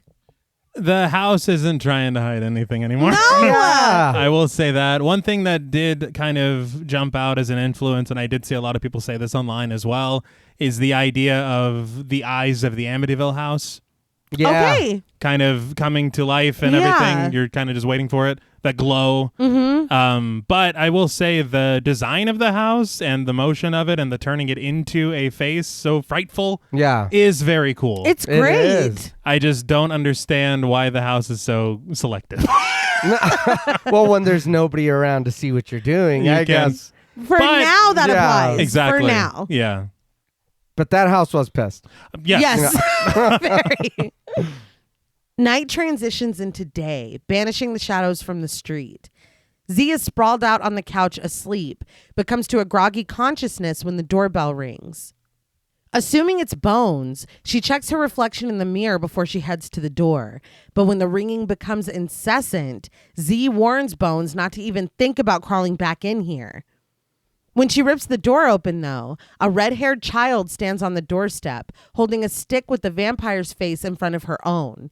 She happily announces, "Trick or treat," but Z promptly slams the door in her face. The child, Jenny, played by Spencer Locke, lowers the mask and continuously rings the doorbell again. Z opens the door and Jenny is all smiles, addressing her as ma'am and warning her that she's just experienced a simulation of what will happen this evening. Apparently, studies have concluded that houses that run out of candy are 55% more likely to be TP'd. Pulling her stocked wagon into view, she explains that to prevent this from happening, she's selling Halloween candy for her school, Westbrook Prep. Z snidely remarks that it's a good school and she was kicked out of it. She asks what Jenny wants, and Jenny tells her. Smiling brightly, she proclaims that she's trying to get a head start on life and secure herself a successful future. Leaning out of the house, Z imparts wisdom on how Jenny can do this for herself. When a tattooed guy comes through the drive-thru, give him his burger, not your number. I was like, damn, she's going through something. Yeah. Bones is just dead and underneath the fucking foundation of that house. Catching strays.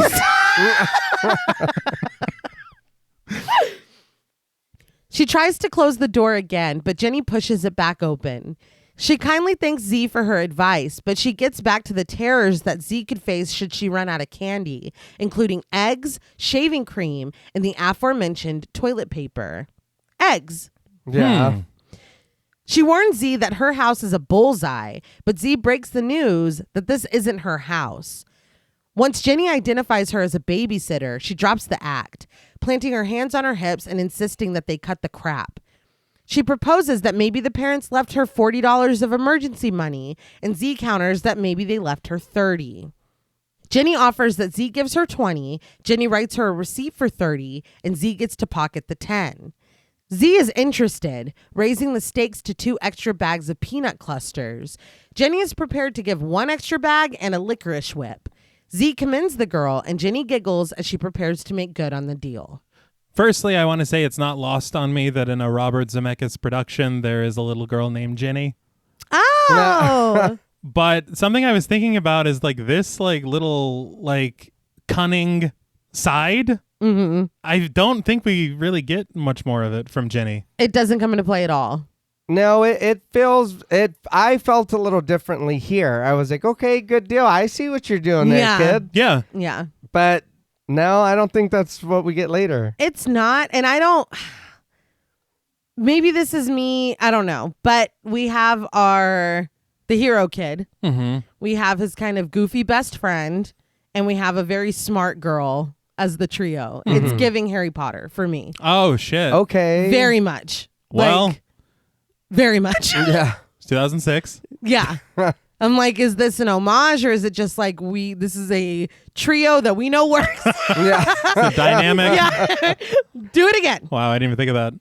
And Jenny, real quick, Spencer Locke. Mm-hmm. She was in Insidious: The Last Key in 2018. Oh, She was also in Resident Evil Extinction in 2007 and Resident Evil Afterlife in 2010. shit. Good Damn, for her. Yeah. They talked on that featurette about how Mitchell Musso and Sam Lerner and Spencer Locke all became really good friends, but that the boys were like besties and they were bouncing off the walls. John Heder had said, and we'll meet him later, but he said that most child actors that he meets are very shy and that these boys were running around. They were playing jokes. They were yelling into the microphones, and that Spencer Locke was kind of trying to reel them in and keep them focused. But they were like, those kids were having a great time. And they talked about how they were just best friends. They're like, he's such a good kid. We go watch movies and we eat pizza. It's like, you guys are children. What do you mean he's such a good kid?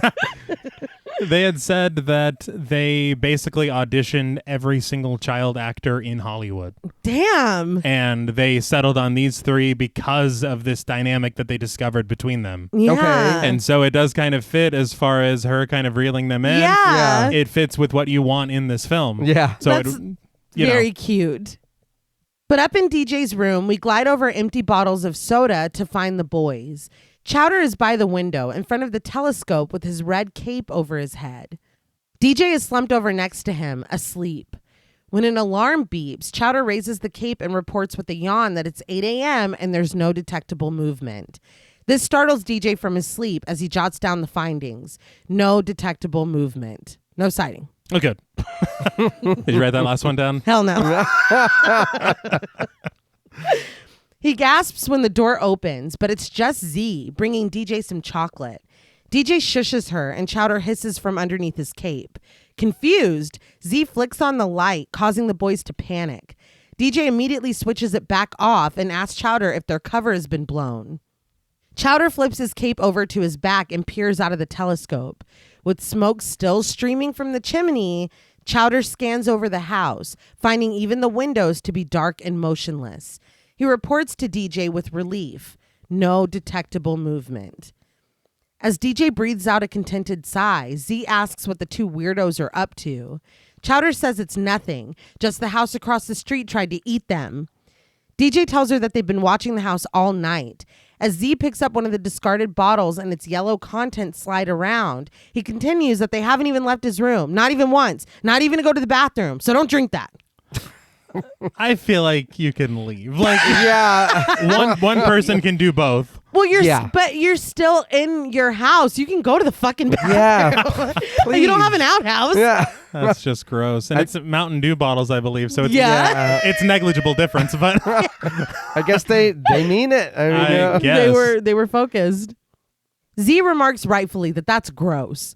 She advises them that whatever they've got going on, she's sure they have pills for it. But DJ stresses that it's true. There's something evil happening across the street. I think we're really burying the lead here that the house morphed into a face and a tongue came out and it grabbed at Chowder and it's just like that house tried to eat us, period. It's like, no, no. Maybe I just feel like it should be a little bit more time with escalation. I see that, yeah. You know, like maybe the two lights come on like eyes, and so there's enough plausible deniability that Z could be like, come on. Yeah. But it's like, no, the fucking board snapped like teeth. Yeah. Snarled at me, went back to normal, and then came back when I looked back. What I will say, it did come back when he looked back. Yeah.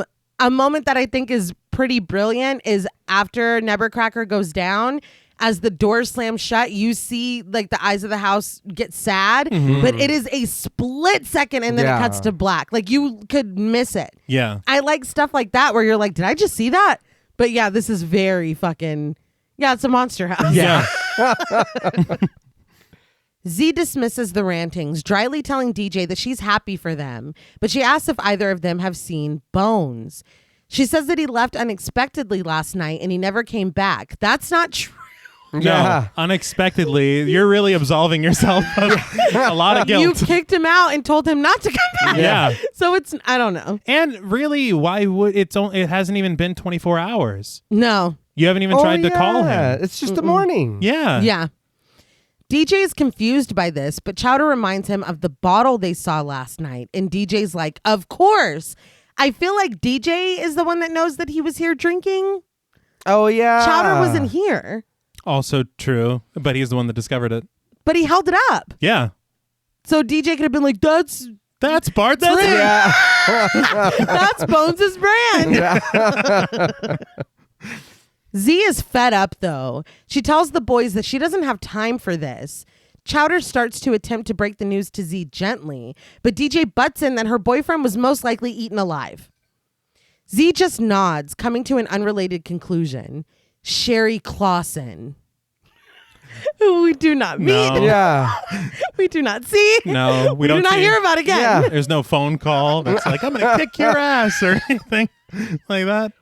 And So weird. even if she remembered kicking him out, it wasn't even that bad to where that's what he's going to do. No, yeah. But I mean, Bones he's a piece of shit. Yeah. Yeah, we all know it, but His pants were chafing him. yeah. And now is that an innuendo joke or something?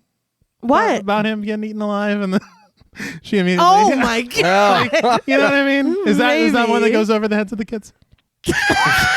It went over this kid's head. Yeah. But she thrusts the chocolate bar into DJ's hands, calling it breakfast, before parting with the Happy Halloween losers. She closes the door, leaving the boys to share an unsettled look before returning to their positions by the window. Chowder begins to scan the house again, but is distracted when an orange leaf goes soaring by. He follows it until it crosses paths with Jenny, strutting along and pulling her wagon behind her. Fluttery, whimsical music plays as Chowder, distracted once again, follows her instead of the leaf, muttering an interested, "Hello." DJ jumps to his feet, asking what it is, and when Chowder tries to dismiss it as nothing, he takes a look for himself. When he sees Jenny, he backs away from the telescope, and both Chowder and DJ look dreamily out the window.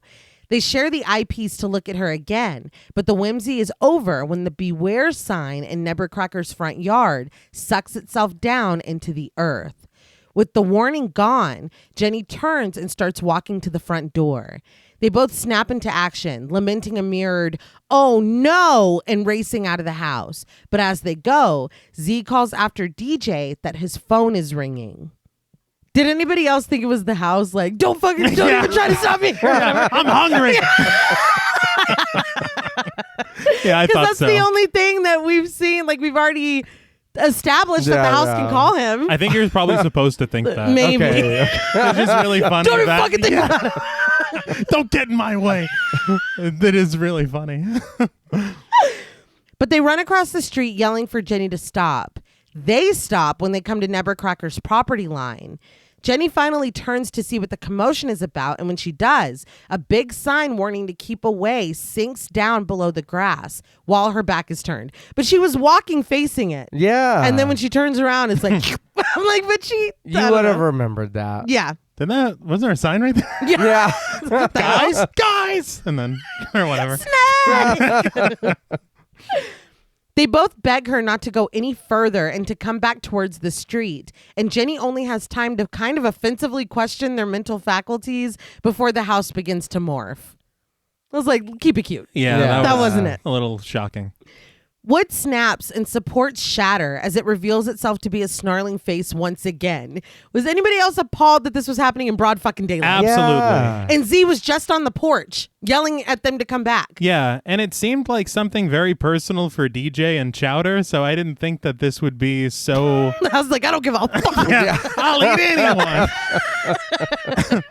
And yeah, I think the thing with Z, because what we kind of notice and realize is kind of like this hidden situation regarding who gets to see the house this way. Yeah. Or who has to see the house this way. Yeah. However, it's a privilege. to? It's a privilege. Lucky me. Yeah. But it's odd, the choices and the distinctions. That's what I'm saying. Like Bones? Yeah, but again, That sounds like I've been working on Bones for 15 years. Yeah. But it wasn't a monster for Bones. No, it just sucked him Bones in. was lured in Yeah. that weird, creepy, subtle way. The boys being the one that the house does this to makes sense because they, if you want to go there, they're the ones that caused what happened to Nebbercracker. Okay. Jenny didn't.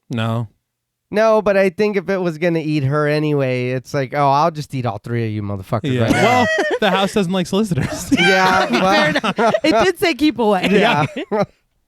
Jenny screams and falls backwards, spilling candy out of her wagon as she crashes into it. But suddenly, the entire block of sidewalk that she's on juts into the sky, carrying the wagon and her into the air. The next piece of sidewalk ascends, and the wagon is slid from one to the other as Jenny screams. The next block raises, and the next, toying with Jenny before she slid to the next one, closer and closer to the waiting rug that is the house's extended tongue.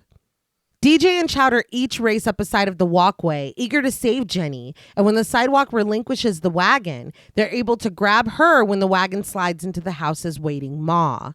They each grab her arm and yank her in both directions before DJ is able to pull her over to his side, and all three go sprawling into the grass. Across the street, Z opens the door and calls for the boys. The sidewalks slam down into place. The rug tongue rolls back into the house, and the doors and windows slam shut. And just like that, it's a regular old house again with 3 kids lying in its yard. But she would have seen that. Yeah, the she was- timing. Yeah. She was already... She was right there already. The Yeah. house is like, I'm still working out the kinks. Yeah. But yeah, you're right.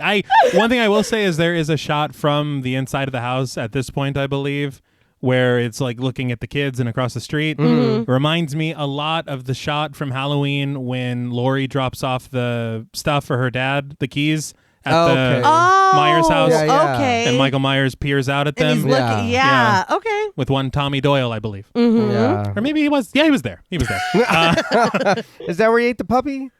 Yes. Later. Later, right? Later, Yeah, yeah. that house, yeah. Or no, maybe that was his breakfast that morning. Could have been. Who knows how long that dog's been laying there? What's going on in Monster House? He said? Let's get back to this movie. Yeah. As they tremble with fear and try to catch their breath, Z, somehow oblivious to what's just happened, yells across to them that Chowder's dad is on the phone and he's angry. I will say that I enjoyed that because I know we've been complaining or saying about nobody else or parents or whatever. That is just in the background, and that's perfect because it is the next morning. This dude took off last night. Yeah. And I'd be pissed. Where's he at? Check at his best friend's house. Yeah. I did appreciate that too because we were even talking just last week on Final Destination.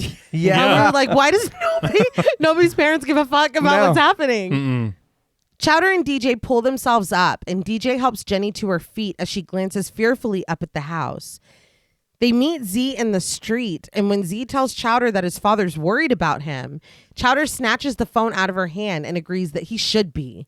Before DJ can slink past her, she tells him to start explaining. When he immediately reports that the house tried to eat them, she tells him to stop explaining. She marches past him, eager to see what's going on with this house, but DJ physically pulls her back, begging her not to. Exasperated, Z asks him what his problem is, and after a moment of thought, DJ explains that he's having lots and lots of puberty. Very good. All right. After we see this conversation from the upstairs window of Nebbercracker's house for a brief moment, Z advises him, no more Mountain Dew. She heads off in search of Bones, and patting her on the back, DJ tells her to have fun and assures her that she not worry about them because they'll be fine. She pulls away from him and goes to her car as he continues to lay it on thick, wishing her a safe drive and tasking her to tell Bones that he said hi. But you're doing too much. Oh, yeah. But as Z gets into her car, Jenny taps him on the shoulder and he turns around, flustered. She demands to know what's going on, and he is quick to assure her that he made the whole puberty thing up. Jenny looks confused, and as Z backs out of the driveway, he shakes her hand, introducing himself as DJ. He's got it bad. Oh, yeah. As the two continue to talk and walk to the front door, Chowder is still on the phone with his father up in DJ's room. He apologizes, explaining that he meant to call, but he forgot. He wraps up the phone call, telling his father that he loves him and goodbye. He lowers the phone, but when DJ comes in with Jenny, he puts it back up to his ear. This was funny to me. He indicates the telescope set up by the window, explaining that it's their observation post. DJ does. Mm-hmm. Glancing around his own room, he concedes that posters are stupid, and he was really about to tear them all down and put up some real art. All right. Come on, man. Trying way too hard. Yeah. Meanwhile, on the fake phone call with his father, Chowder demands that he kiss his hairy butt and hangs up. Why Yeah, what the fuck? is this the knee jerk to look cool? Go to hell, Dad. I don't know. I thought the same thing. I was like, are you trying to look cool? I think that's all. He's just trying to be like, oh, he's edgy. Well, because when he got off the phone, he was like, I love you too, Dad. Yeah. He turns around, casually asking DJ if he's got any beer, but his eyes widen in fake surprise when he sees Jenny. He smoothly bids her hello, and when DJ introduces him as Chowder, Chowder dramatically takes her hand and amends that it's Charles for the lady. Mm-hmm. He's trying, man. Jenny introduces herself, adding that she's two-term class president at Westbrook Prep. DJ points out that that's a tough school to get into, and Chowder counters that he did get into it, but he decided not to go. Jenny reminds him that it's a girls' school, and after a beat, he's like, yeah, that's why I didn't go. Go over there. Yeah. He's trying Go sit so down. hard. Changing the subject, he proposes that there's a great taco place near here. But when Jenny asserts that she hates Mexican food, the boys both concede that they do too.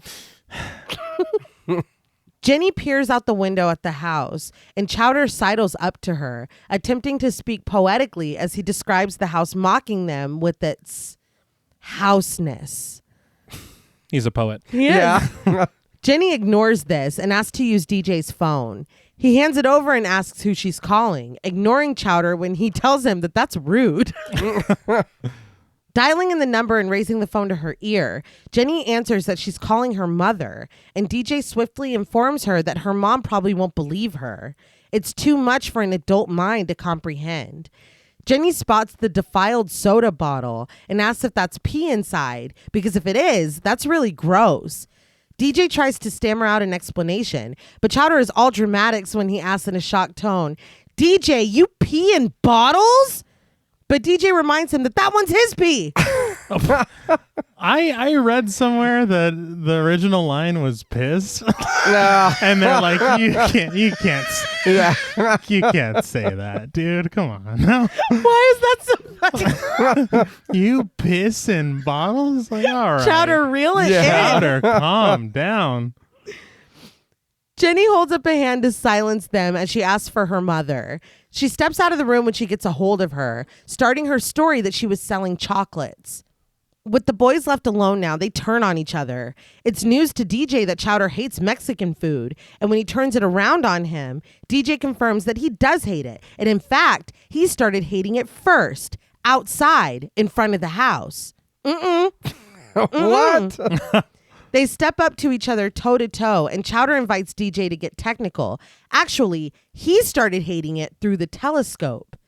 He pushes DJ, and DJ pushes him back, informing him that he can't call dibs on a girl through a telescope. Chowder pushes him again, reiterating that he can't call dibs on a girl at all, but DJ tells him that he just did. Their bickering is silenced when Jenny steps back into the room with the news that her mother didn't believe her. Chowder offers the consolation that authorities can be so... And he finishes the sentiment by making armpit noises. He's all over the place. Yeah. He's trying, man. It's like, Charles didn't work. Let me pop out a couple armpit parts. Jenny looks disgusted, and DJ just nods along to his friend, making a fool of himself. Jenny admits to them that she doesn't normally spend time with guys like them, but a house just tried to eat her, so she'll give them 1 hour. 1 hour before what? You mind your business and go home and never talk about it again? Yes. You're just going to forget about this? She's honestly pretty chill after what just happened. Yeah. She's like, I really don't like those guys. I don't give a fuck about what's happening with them. At the sound of a dog's bark, the three of them rush to the window. A dog makes its way onto Nebbercracker's property and sniffs around, looking for a place to do his business. As soon as he squats down, the house's tongue shoots out the front door. It wraps around the dog and immediately yanks it into the house at lightning speed. The trio look at each other astonished, and utilizing the phone she still holds in her hand, Jenny realizes that it's time to call the police. So they had mentioned on commentary the kind of experimental program that they use for the lighting in this film. And you had mentioned it earlier. It was a program called Arnold. Mm-hmm. And it was something that they were kind of working on for this film. And I think they created it for this film. And then eventually, like you said, it went on to take on a life of its own in other projects. Okay. That we've all known and seen many times. Yeah. But what it was is that it gave the scenes a very realistic lighting. Mm-hmm. And it was almost lit like a real film, a real live action film. Okay. Because this is a real film. Right. A live action film would light a scene to where they had mentioned in a standard CGI film of the era, you would need about 40 different light sources to light a scene like this. Jeez. Yeah. But in Arnold, all they used was the rendered sunlight that they created. That's fucking cool. Yeah, and so they had it bouncing off of sources, and it took on what properties it would in real life.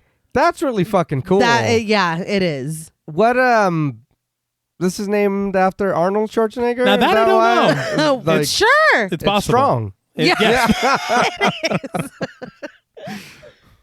Shocked faces of a neighbor's jack-o'-lanterns watch over Jenny, DJ, and Chowder as they cross the street to Nebbercrackers. DJ is haunted by the idea of hundreds of trick-or-treaters walking up to this house, but Chowder thinks that they're overreacting. Only a moron would walk up to this house. The front door creaks open and a basketball bounces out of the darkness and down the front steps. Chowder perks up, realizing that it's his ball, but DJ holds him back before he can run to retrieve it. So now you want to go get this ball after you've seen the house turn into a fucking monster? Again, escalation is off. Yeah. Very. The bottom step pulls itself up and dribbles the ball before it rolls further down the drive. As it spins, we see Chowder's name written on it in marker before a dark and sinister face is revealed on the other side. So I saved this until now, until we see the face. But again, Zemeckis produced project, a Wilson ball with a face on it. Yeah. Mm-hmm. Come on. Yeah, that's good. As Chowder stares at the face, he gulps and immediately takes back his previous assumption with the realization that it's going to be a bloodbath. A police siren blips and the sidewalk launches the ball back into the house just before the door abruptly slams. Jenny is comforted by the presence of the officers, but Officer Landers, played by Kevin James, warns the kids that this better be good because he was in the forest wrestling with the bear claw when they got the call. He laughs heartily at this, explaining that he meant he was eating a donut. Kevin James. I know a lot of us know him. Yes. I just thought real quick I should, I know he did Becky in 2020. Mm-hmm. But he also did, or is known for being Paul Blart, Mall Cop. That was in 09. Mm-hmm. He did Pixels in 15, but I know this was something that me and his sister watched a lot. He did King of Queens from 98 to 07. I didn't realize it was on that long. Yeah. I will say, I feel like Kevin James gets a lot of shit very often, but the work that man did on the King of Queens. Yeah. He can do whatever. I don't care. I love him so much. I remember because now we sleep to like rain sounds and stuff, but I always used to have to sleep with the TV on, and it got to the point where John Paul was like, can we put on anything? Because I had to sleep to King of Queens. Mm-hmm. Like it was my comfort show. That was the wind down show. I've seen every episode about 200 times. Well, it also would play, and then you're sitting there and you're hearing it, and then it's like, I gotta know what's going on. Yeah, I gotta get up and see. You got Jerry Stiller. Yeah. It's such a comfort show. I love Lou it. Ferrigno's there. Yeah. That's true. Yes. Leah Remini. Patton Oswalt. That's right. Yeah. Dude, I don't care. It's so good. Talk your shit. I don't even care, dude. That show is good. But his partner, Officer Lister, played by Nick Cannon, interrupts the awkward moment by yelling into the intercom for all three kids who are standing at the car to step to the car now. And between the feedback and distortion, they cover their ears. Rumor has it, Nick Cannon has got 3 girls pregnant since we started this recording. How many kids have been born? Oh. 8. Yeah. I don't know if it's just pop culture or what it is, but I just have this understanding of him as just being corny as hell. I just don't like this dude. I do not like him. Go on. No, I'm not a fan either. And No. I was like, I obviously immediately, because I slept to the sound of it for many years, recognized Kevin James's voice. Oh yeah, off the bat, right on. And I was like, "Who is that?" And I was like, "Nick Cannon." Yeah. I thought it was just the most fucking random casting, and that was your dream cast. Yeah. That's so fucking random to me. Gil Kenan, what the hell? It's just so odd. I did learn on commentary that they had, of course, a lot of lines back and forth written for the two cops. Okay. But whenever they got the two of them together, they were just riffing back and forth. I bet. And it kind of just became what it became. So everything that was on the page doesn't necessarily end up in the film. Okay. That's and it's great. More the actors taking these characters wherever. Okay. Well, that's what you want, you know? But Landers points out that they're already at the car and chuckles to the kids that Lister is a rookie and it's his first week on the job. Jenny explains that they believe there's a dangerous creature in the house, and Chowder adds that they think it's killed a man and a dog. Lister panics, proclaiming that they've got a situation, citing Doggy Down instead of the man who was also mentioned. Yeah. Just breeze past that. Whatever. He tries to radio it in, but Landers takes it away from him. When Lister explains that he was trying to call for backup, Landers counters emphatically that they don't have backup. It's only Judy at the station with her lemon squares. Oh, No. They didn't say that. It's like, are we really doing this? And this isn't even a situation, as he chalks it up to the kids being hopped up on too many pixie sticks. Lister mutters that the dead dog would beg to differ, and when Landers invites him to repeat himself, he chooses not to. Landers turns his attention back to the kids. He breaks the news that their time is up because it's Halloween and they actually have things to do. DJ pleads with them to wait. He tells the officers that the house has a mouth and it pulls things in to eat them. When Chowder tries to pantomime this for the officers, Jenny quiets them. She admits to Landers that they're trying to get it to sound more real than it normally would, but he tells them that the problem is it doesn't sound real at all. He tells the kids that they'll see them later, and he goes to start the car, but DJ, with no other recourse, promises to show him. I just want to say very quickly, you have seen this house turn into a monster and snarl at you, attempt to grab this little girl, take her, and eat her. When you saw that dog on the lawn, you knew some shit was going to go down. You knew that dog was not long for this world. And he got a camera and a telescope. Yeah. Oh, That dog is beyond Evidence. Yeah. You know it's done. Yeah. Take some photos. Have your evidence. Yeah. It's more than just an old man looking at you. Yeah. Yeah. You can see it taking the dog. Yeah. And be like, I got the proof right here. Or turning into a phase. Even Yeah. just that. Yeah. My thing was like, just go see, because before they started going on about it's the house, they said a creature was in the house. Yeah. So why wouldn't you just be, even if it's Halloween, look, you guys got 5-10 minutes, let's go in there and look. They're just like, whatever. Shut up. Yeah. As he backs up onto the property, he starts. But if things get out of hand, and Landers interrupts, vowing that they'll aim for Bigfoot before laughing his ass off. Lister laughs too, holding his gun up enthusiastically, but Landers stops laughing. He reminds Lister that that's loaded and reaches to take it away. DJ jumps on the grass, but of course, nothing happens. He jumps up and down, doing a little dance, but the house doesn't move an inch, even as he closely inspects the curtained windows.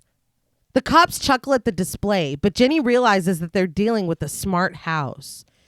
Chowder picks up a rock from the street and hurls it at the house, striking the front door. And it's no longer funny for Landers, who demands that Chowder and DJ come back over to the car. They do, with their hands raised. And Landers offers that he'll forget about Chowder throwing that rock because DJ's display in the yard was pretty funny. But next time any one of them messes with that house, all three of them are going in the hole. Lister backs him up, making a hole with his hands as Landers gives the kids 10 seconds to get out of here.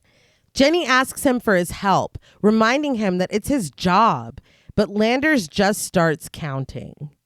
They walk in front of the car, Landers revving his engine and bumping them.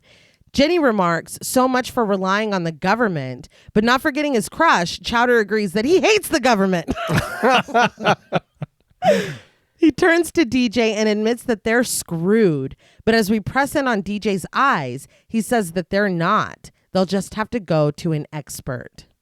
What the fuck is going on here that the only two cops in town feel that it's okay to push some preteens with their car and march them down the street? What? Also, the brandishing of the gun was a lot. Yeah. And yeah. Their treatment of these kids only gets more appalling. That's for me, it's a little confusing there. I understand that it's for a younger audience. It's, I guess, played for comedy, but looking at it as an adult, it's like I'm very unsure how to feel about this. Like, I don't like it, right? But like, yeah, I don't know how I'm supposed to take it. It's very concerning. Yeah. In the corner of a pizza shop, someone stands with their back to us, playing on one of the arcade machines. DJ explains that this is the 3-time tri-state over 14 Thou Art Dead champion.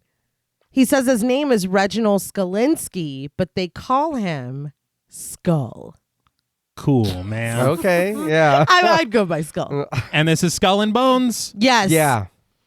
Jenny asks who they is, and Chowder explains, me and DJ.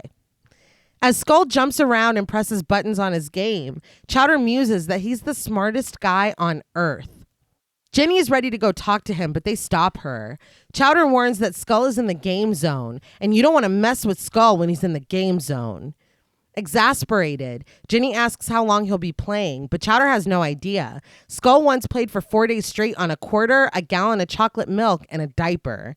Yeah. DJ Is that where they got the agrees. bottle idea? Yeah. I know Skull would do it. Yeah.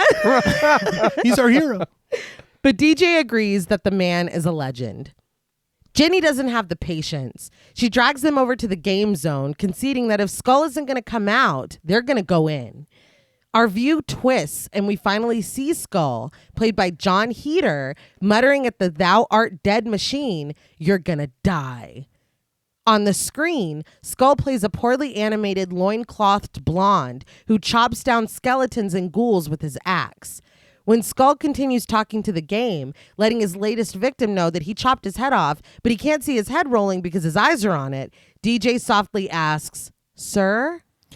I want to say on commentary, they talked about this game, and they said that they were very much inspired by the Sega Genesis games that they played growing up. Yeah. And I feel that so much. 1,000%. Yeah. They had mentioned what the game that I remember, and it feels like a Mandela effect of it being called Ghosts and Ghouls, Yeah. but they called it either Ghouls and Ghosts or Ghouls and Goblins or something on commentary. Yeah, Ghouls and Goblins. I don't think that's right. I don't know what's wrong. We were under the impression our whole lives that it was backwards. And then as an adult, when we realized it's the other way around, we were like, what the fuck? Yeah. And I So- understand I was a child.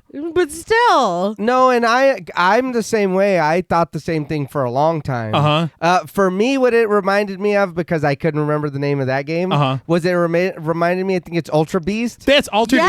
Beast. Yeah, there you Altered go, Beast, yeah. That was the other one they talked about. I was like, this is great. No, Yeah. you definitely see the influence. Yeah. And it is very nostalgic. I liked the look of the game. Yeah.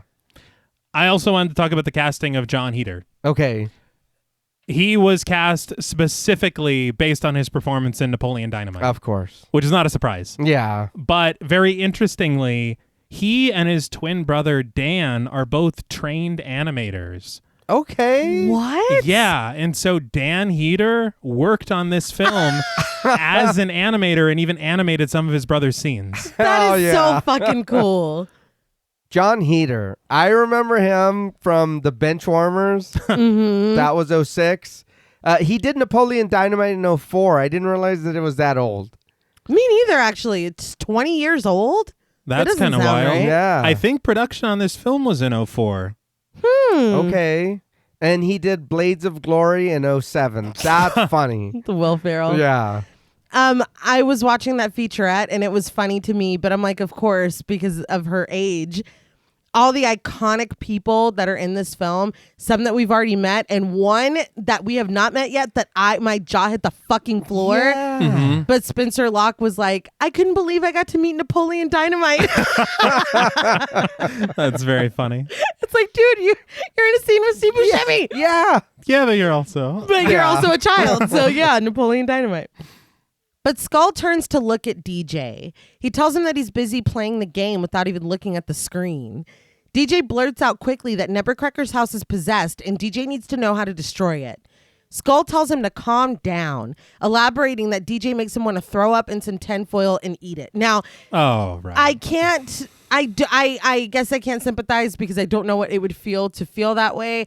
But it's lines like that will completely take me out of a movie. And I know that this is a kid's movie, and I know that I'm sure kids found that very funny. But shit like that, especially the way that John Heater delivers it, Yeah. makes me want to turn the fucking movie off. Like, Yeah. I don't like it at all. it's like weird for the sake of weird or gross for the sake. I don't know, but I was like, oh, I got to continue writing this. I will say there are like random things, like when we were doing Mulholland Drive and they like kind of had the shot of the dog poop on the thing. I remember reading in an interview, David Lynch was like, the kids will love it. And that's funny as hell. I feel like you can reach kids in a different way. Yeah, Kids no love shit. poop and vomit. They love it. But it's just like, all right, I guess. Sure. You guys are in the business. We're not. Yeah. No. And we're not kids. Yeah, let's just. Yeah, we're really out of our depth here. Yeah. We should just shut the fuck up. But Jenny stares at him in disbelief as he continues to taunt the monsters he battles in game. But it turns out he's intrigued at the prospect of a possessed house. He admits that in his travels to the video store and comic conventions, he's seen many strange things. He's heard tales of man-made places becoming possessed by a human soul in the way that a spirit is merged with the wood and brick. This creates a rare form of monster called demise mactabilis. So we have the purpose of them coming to meet this man. Mm-hmm. And through it, we do get a pretty cool, like, nostalgic vibe of this pizza restaurant. Yeah. The game cabinet, you know, all of these things that just scream a certain time, a certain place. Yeah. But originally in the screenplay, Skull did not exist. He was not a character at all. Huh. And what the kids did instead is they went to their local library. Okay. And they found an encyclopedia of monsters, and they found this demon or this entity in there and researched it. So there was a research scene. I was going to say, so you mean they took a fucking research scene away from me? And Yeah. I was curious because they have the concept art on the DVD that you can kind of scroll through. And I saw Jenny in a fucking library and I was immediately incensed. There you go. And that's where it was. Why add this? I don't know. And especially when you're going to take out the part that gives him more character and connects him more with the group. Yeah. Yeah, this entire time. And again, we don't see this dude again until after everything is sorted out. Yeah. So the whole time I'm waiting for him to come and help the kids, come and anything, because it's like, oh, we defer to him. He's a genius. We love him. He, is a video game champion, but he drops this nugget, treats them like shit, and then runs off into the abyss. It felt so unnecessary. So learning that he did not even exist makes so much more sense. Yeah. Because for most of the film, he doesn't fucking exist. Yeah. Yeah. And it could be, accomplished. I know you. This is, again, when we were talking on Final Destination 3, how many times are you going to get robbed of research scenes this month? It hurts, dude. I was going to say May, I don't think is my month. The kids look horrified, but DJ surmises that the house is Nebbercracker, and Chowder adds that they're its murderous enemies. Skull has turned back toward the game, and as the pulsing colors light his face, he offers, "Have fun getting killed." He continues hacking and slashing through his game, but DJ isn't going away. He quietly asks how they kill it, and Skull knows the answer. They have to strike at the source of life, the heart. DJ is confused because houses don't have hearts, and with this game finished, Skull concedes that he might be right about that. So clearly they haven't seen Mother. Yeah. Oh, well.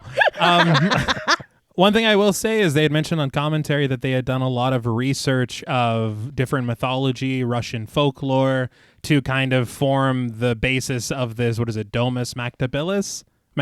Something like that. Yeah. All right.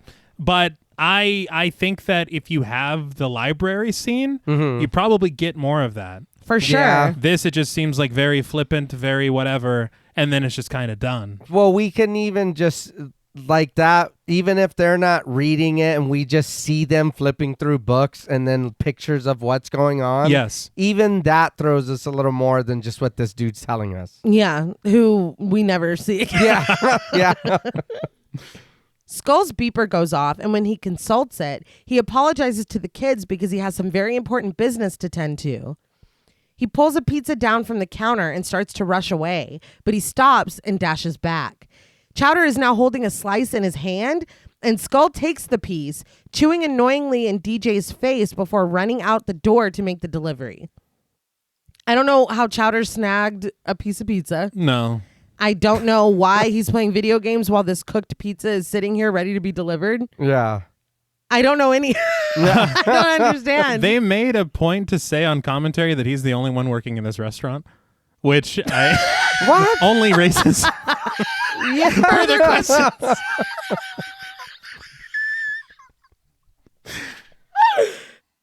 Alone in the pizza shop now, the kids look at the screen of the arcade machine. The title of the game, Thou Art Dead, is spelled in Old English at the top of the screen, above a sinister skeleton shrouded in a purple robe. His outstretched hands hover over blue sparkles, and he laughs, his eyes blinking red as the text at the bottom of the screen invites player 1 to insert 1 coin.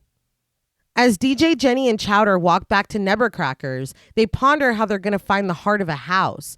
They stand in DJ's yard and look over as we watch from our view perched on the roof behind the chimney. DJ realizes that there's been smoke coming from that chimney ever since Nebbercracker died. Just put that together. Yeah. I'm going to be honest. Since it started, I would kept my eye on it any time it was on screen. Yes. And you were doing like documentation with these photographs. You looked at the house when you got back home and you weren't like, oh, there's a fire burning. That's odd. Yeah, nothing. We cut to their drawn depiction of Nebbercracker's house. As Jenny colors in a heart on it, she shares the revelation that the heart of the house is the furnace. But if they want to put the fire out, they're going to have to go inside. The transition from the real chimney to the drawing was really cool. Yes, it was. I like that a lot. Chowder adds that they're going to have to do it without getting chewed to pieces. In the road drawn between Nebbercracker's house and DJ's, Chowder doodles a figure in a fish mask splayed out in the middle of the street, much to DJ's annoyance. But he quickly realizes that this is what they need.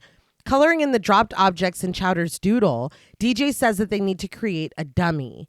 They can load it up with gallons of cold medicine that Chowder's dad can get from the pharmacy, but Chowder is not as sold as DJ. Drawing the plan with a series of arrows and X's, DJ continues that they feed the dummy to the house. The house will eat the cold medicine, then fall asleep, then they can get in, douse the fire, and get out. There is nothing about this plan that even remotely to think that this house obviously does have some human qualities. Right. It also has some monstrous supernatural qualities. Yeah, I would never think like there's a ghost in our house. We're like, dude, let's just give him some cough syrup. Benadryl, dude. Benadryl. I know they're children. But this is when Jenny steps in and is like, hold on. This doesn't make any sense at all. It's very funny though, because it is that. It's like we know that, but that to think that we could just give some fucking cough medicine. Kids are like, I get tired when I take cough medicine.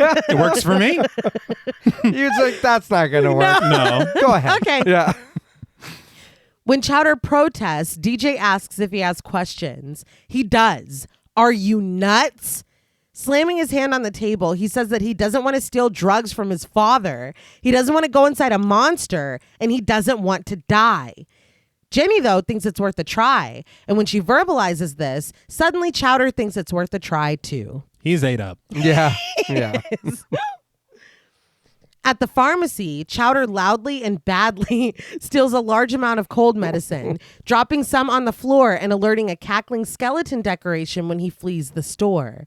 The skeletons bear witness with their red eyes flashing, but Chowder gets away.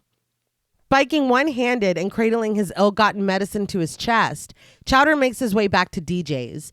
DJ pulls a vacuum out of his closet, and he and Chowder both choke on the cloud of smoke that erupts when he opens it.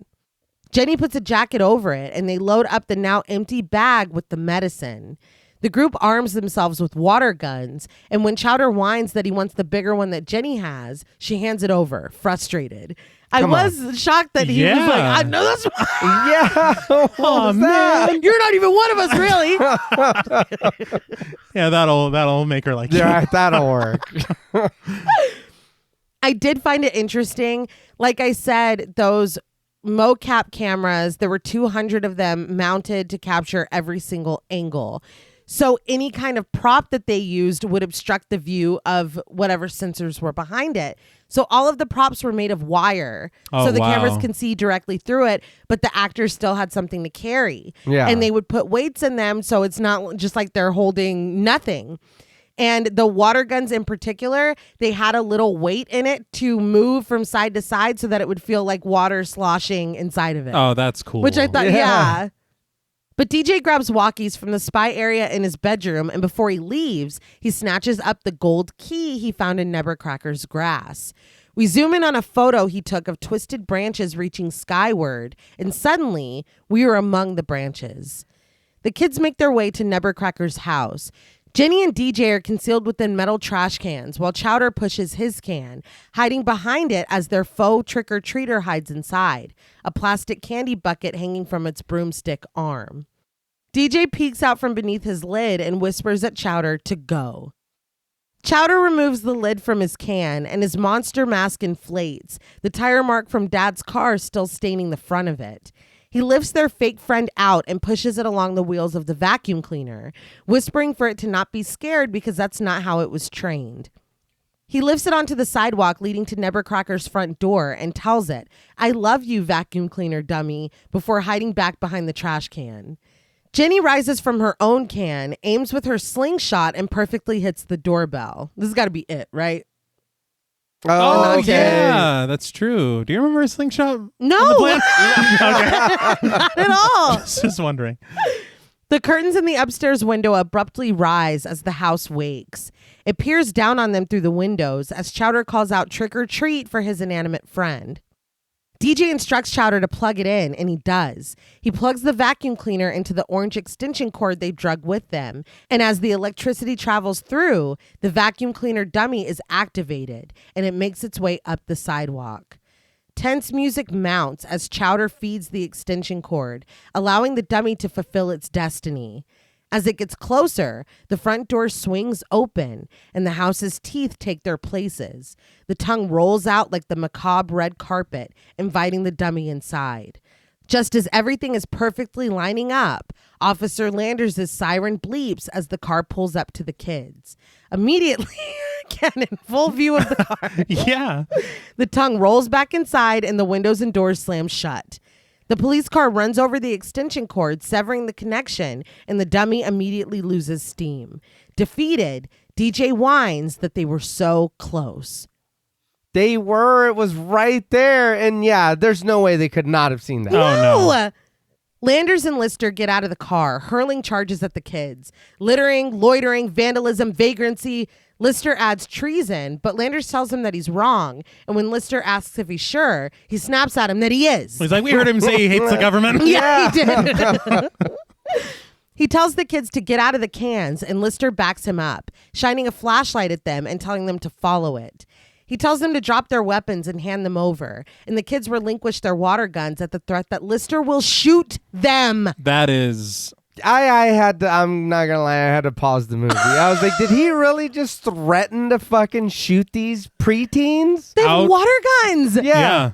I'm gonna keep my comments to myself.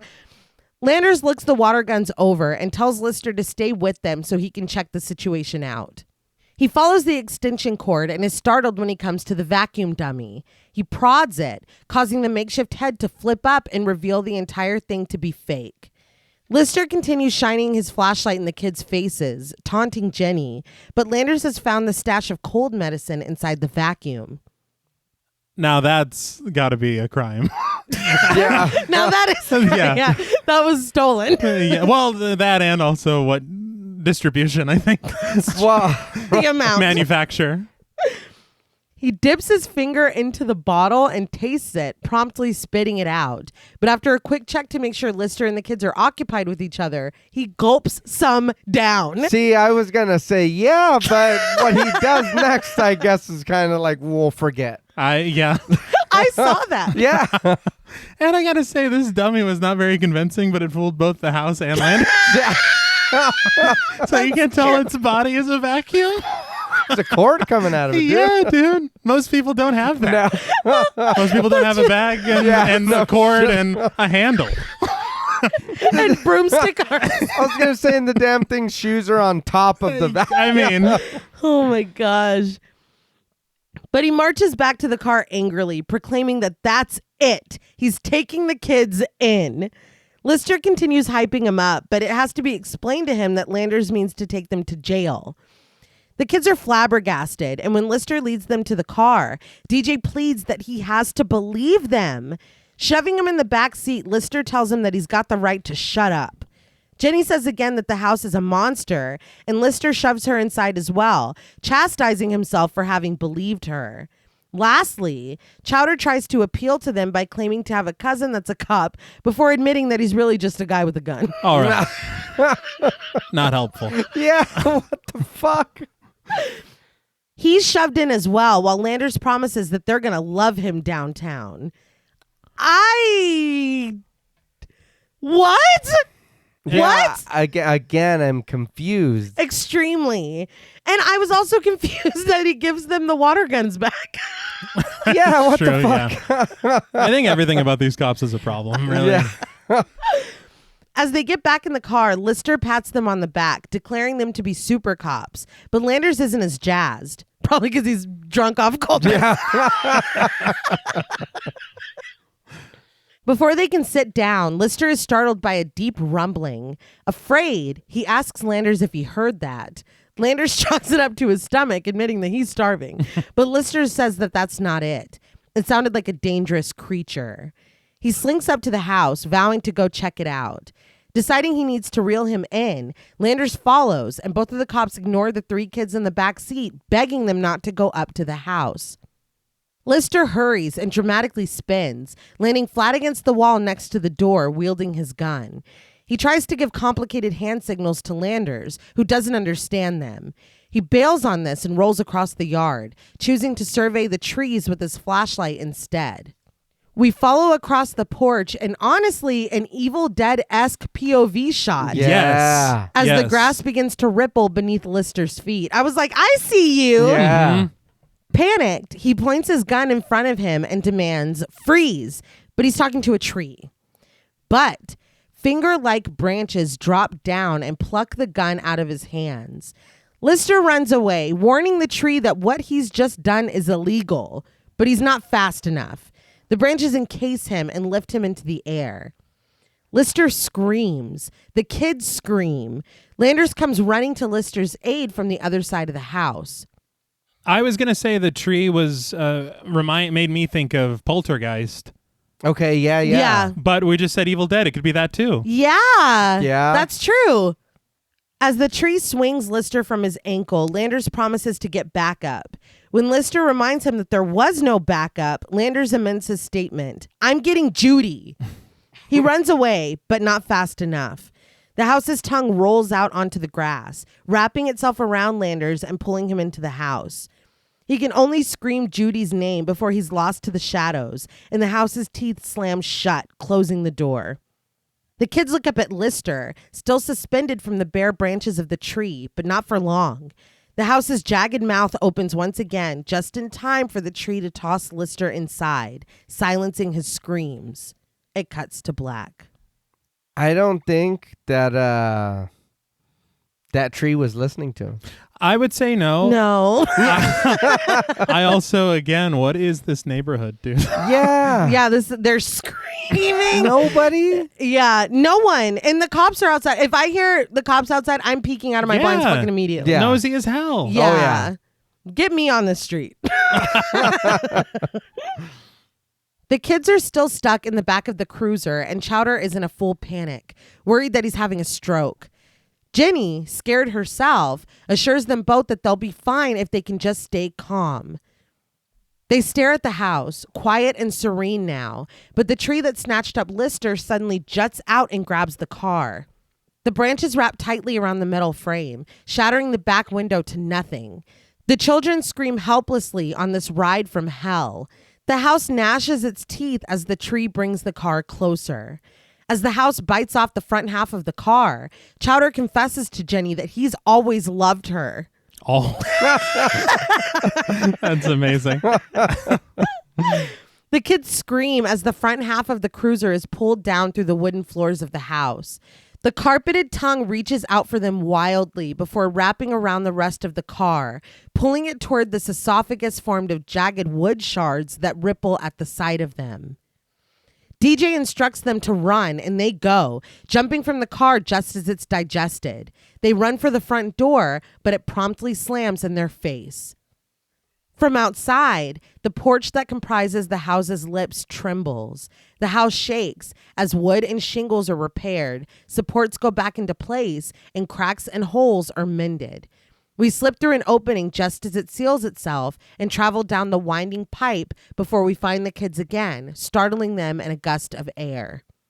They turn toward the center of the room and watch the hole that just swallowed the car mend itself, becoming an unblemished wooden floor again. Tearfully, Chowder tells DJ that DJ has killed them. They're dead now, but DJ shushes him. He doesn't think the house knows that they're there. It probably thinks they're still in the car. Right, we made it out, fool. We're alive. He's like, you fucking killed us. Game over, man. That reminded me of what was in Jumanji, where the damn vines come out and take the car. Yeah. That just reminded me of that, but that was Yeah. cool. I liked this whole thing, the house going back together. We go in through the little crack and then make our way inside. Mm-hmm. That looked so fucking cool. It really did, even traveling down the pipe. Yeah. And that's why I'm saying there's moments of honestly brilliance in this and what they're able to put together. And I think I love the look of the house inside and outside. Yeah. They had mentioned on commentary that in the original script, the interior was supposed to appear way more organic. Okay. Like the walls would have been red. There would have been like a lot more moisture and Probably too scary. yeah. I'm like, you got to dial back a little bit. Well, now. I'm like, Nebbercracker was living in this shit. Yeah, that's the other thing. This at least appears to be a home. Damn, bitch, you live like this? He's like, it fucking stinks. That's why he's in such a bad mood. Yeah. Jenny cites a low rhythmic rumble as evidence that the house might even be sleeping. Gliding his flashlight across the walls and doors, DJ suggests that the only way out is to find the heart and put out the fire. His coward is taking over. Chowder proposes that maybe they could look into some other options. DJ turns the flashlight on him, shining it directly into his face and making Chowder back up into the wall. DJ outlines the other option. They can wait here and do nothing so that the house can eat them when it wakes up. Suddenly, Chowder is on board with finding the heart and putting out the fire. The kids continue to explore the house as it slumbers. Chowder's beam finds a table cluttered with containers marked as explosives. DJ finds a pair of binoculars set up to swivel to and away from the window, and DJ realizes that Nebbercracker has been watching him. When we find out what's happening, what the fuck? There's no... Or is he main charactering himself and Nebbercracker is just watching to make sure nobody comes up to the house? That would make a lot more sense. Yeah, I would he's hope. like, he's obsessed with me. Yeah. Someone's obsessed. Yeah, that's true. Only one of them has Polaroids of the other one. I'll say Yeah, that. no. This realization is interrupted when Jenny finds a wall of photographs. In a black and white one, a grinning and much younger Nebbercracker smiles in his army uniform next to his large, beaming bride. And I do say large for a reason. We will get to. As the flashlight scans each photograph, including one of Nebbercracker's wife at the beach looking directly at the camera as she holds her glass of lemonade, and another at the fair where she enjoys a treat next to her smiling husband, DJ explains that they say Nebbercracker had a wife, but he fattened her up and ate her. All right, kids will believe. They will. And how was that version of the story even known by anyone here? It shouldn't be. Oh, yeah. I know Bones had his own twist on the story, that he just killed her. Yeah. But I guess it's cannibalism now. Yeah. I don't know. It's just got to be worse every time it's told. Yeah. Yeah, it's telephone. Yeah. Mhm. And I will say these photos imply much more of time together than... Then we bear witness. Yeah. Oh, I didn't even think about that. Yeah. Y'all went to the beach? Yeah, you had a marriage, like Yeah. a wedding. And Yeah, we'll talk. In another photo, the couple share a kiss. Nebbercracker in a suit and his wife in white with a veil behind her head. They settle on the last photo, a black and white of a younger Nebbercracker and his crew. He sits and smiles at the camera, gripping onto a stick of dynamite while one of his crew brandishes a lit lighter behind him. Nebbercracker grins at us as DJ notices the sign marking the group, Demolition Squad. They're startled by Chowder knocking things over on a shelf behind them. He apologizes, and DJ insists that they move forward. He and Jenny move silently, but Chowder's footsteps thud as he rushes to catch up with them, and he's warned about the sound. Suddenly, he spots a strange chandelier that appears to be orbs suspended by chains. He identifies this as the weak spot and tells his friends to shoot. I'll admit it did look like the heart from that thing on House of the Dead. That's exactly. I'm like, that's definitely the weak spot. They really gave it away, didn't they? Yeah. Gee, I wonder where it'll hurt him. They all shoot, causing the chandelier to glow and the hole in the middle of the floor to open up again. Inside, water sloshes, growing taller and taller before the front door opens and a wave is shot out. I think the house just threw up. Yeah. Yeah. They cower against a wall as a bright light shines down from the second floor.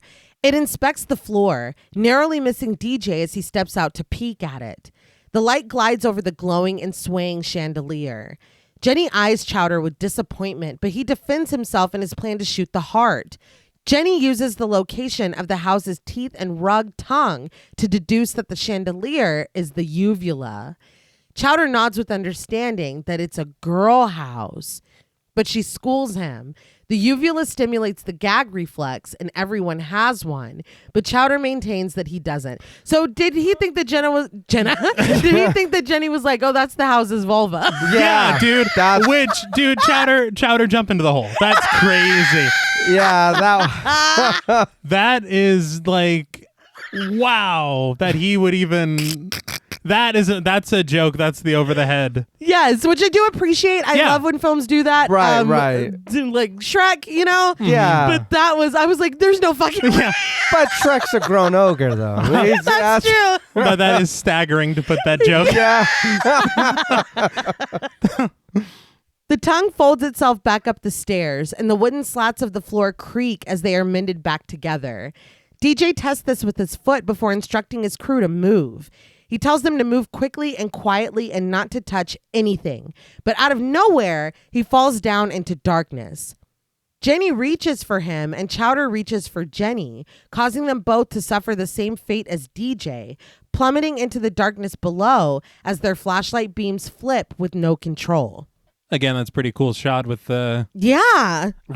Honestly, any film where you have flashlights beaming into the darkness of anything, I'm a big Pretty fan. good. Yeah. Chowder pulls himself up from the uneven ground of the basement, weakly vowing to save Jenny. When the beam attached to his water gun lands on something, he shoots, but it's just Jenny, who tells him to knock it off when he wets her shirt. Chowder apologizes, but gets the shit scared out of him and ends up dousing a cymbal-banging monkey. Go over there, dude. Give me the gun. Give me the gun. Yeah, go back over there. And he wanted the big one. Yeah. Mm-hmm. They quickly find DJ standing by a chained gate. In the relief, Chowder realizes why the floor is uneven. It's completely covered in toys. Jenny understands that this must be where Nebbercracker kept his stash. They join DJ at the gate, which is held closed by a heart-shaped padlock. They focus their beams inside to read a sign. Constance, the giantess. DJ cradles the heart-shaped lock, and when he presses its center, the middle flips open, revealing a keyhole. Remembering the key he's had since the beginning, DJ inserts it. Jenny and Chowder argue that they don't have time for this and they need to leave, but the key fits and the lock and chain fall to the floor in a noisy heap. I'm like, what do you mean you don't have time for this? Yeah. The furnace could be in there. It's the basement. Oh, yeah. And the lock is shaped like a heart. Yeah. That's They're right. like, come on. Not that room. No. Yeah. Let's There's keep definitely looking. in there. It's here somewhere. DJ pushes the gate open and breathes uneasily as they head inside. Chowder offers that they have a ping pong table in his basement. Very good, Chowder. Yeah. Well, I mean, comparatively, I'd say. There's one basement I'd prefer to hang out in. Yeah, for sure. Once inside, they find Constance's likeness, a statue on the ground. Chowder takes this to mean that Nebbercracker really did eat his wife, but DJ points out that that's not true. Constance's entire body is encased in cement. I'm sorry. This on site, there is no indication of any kind of cannibalism. He's like, oh my God, his entire wife is here. He did eat every bit of her. Not only that, but it is raised around her body on the ground. Mm-hmm. That doesn't mean that necessarily that's her body in there. No. Like, Yeah. we don't know It what could just that is. be a statue. Yeah. But DJ scans the area with his flashlight, revealing candles, photos, letters, roses, and chocolates. Jenny asks why Nebbercracker would build a shrine for his wife if he murdered her, but Chowder is still not convinced of the old man's innocence. Panic rising, he wagers that maybe Nebbercracker just felt guilty. DJ shushes him and walks further up to the shrine. He looks at Constance's form, muttering that he always knew Nebbercracker was hiding something, but he trips and lands on top of her nose to nose. He screams as her cement nose shatters. Chowder and Jenny pull him away as the cracking continues, and soon there is no cement at all, only the skeleton that dwelled within. And now the house is awake. We watched through the exposed ribs as the kids run. I thought that was a really cool shot. Yeah. Agreed. I just was shocked at what we're seeing here Yeah. in this kids movie. The remains Yeah. of Nebbercracker's wife. Well, it was a tomb. He loved his wife. He had pictures and all that set up. Offerings, And yeah. then you guys fucked us up. You did. Yeah. And now we understand why he had the key on him. Right. Yeah. He does go in here often. Yeah. So Fair I mean, enough. That explains that, but it's also like, oh my god, No, yeah. Like devastating. what's the story? I'm sure it's full and thought Detailed. out. Yeah, definitely. yeah. But the kids don't get very far. They look up to find that impossibly bright beam from upstairs sweeping toward them. There is an intricate system of pipes between them and the light, and the pipes swing at them as they try to hide. They place themselves amongst the never-ending toys, and the light is blind to them. But Chowder perks up when he hears a rhythmic dribbling, claiming that he recognizes the sound. He climbs out of his cover to see his ball, bouncing high on the basement floor all by itself. He climbs over the discarded toys and after a couple failed attempts, manages to catch the ball in his arms. He would not get this ball off of Nebbercracker's lawn. Mm-hmm. He is now inside of a monstrous house that is actively trying to eat him. Mm-hmm. And he's like, I gotta get my ball. That was $28. Yeah. It was $28. Absence makes the heart grow fonder. Yeah. It's been a long time. He really misses and loves this ball. DJ tries to keep his voice quiet as he urges Chowder to come back, but his friend doesn't listen. When dust falls down on Chowder's shoulder, he wipes it away, but that was just the preview. A squad of slinkies descend from the ceiling and snatch Chowder up, pulling him out of sight. He can't sit with us no more. I don't. You're really, dude. This, to me, I mean, the toys coming to life and attacking it. It gives some shades of Nightmare Before Christmas. Okay. But still, Chowder's being fucking Yeah, stupid. Yeah, he's come out of on. pocket. He's a chowderhead. Yeah. Very good. Thank you. I tried. DJ reaches for his friend, but he turns when he hears Jenny screaming. She is caught between two pipes with jagged ends that advance on her. When one opens its trembling mouth wide, Jenny is sucked in. She screams for DJ to help, but he dashes around the corner and looks up a narrow but foreboding wooden staircase. He treads lightly, but the first step snaps in half and grabs onto his ankle. DJ shakes it off, but the second step does the same. He's able to make his way to the top, fighting off each stair as he goes. But when he opens the door to the main floor, the hole is once again open in the center, waiting and hungry. He stops short before falling in, just as Jenny is dropped off by the pipe. Chowder is carried down the stairs by the tongue and gingerly placed into the hole. Where did the slinkies go? I don't know. He's able to grab onto the side and holds on for his life. The wooden floors that make up the house's digestive tract spinning behind him in a sickly green light. DJ grabs onto his friend's hand, but before he can pull him up, the tongue snatches him away. It spins him in the air before throwing him back down into the hole, but he's able to grab onto Chowder's legs.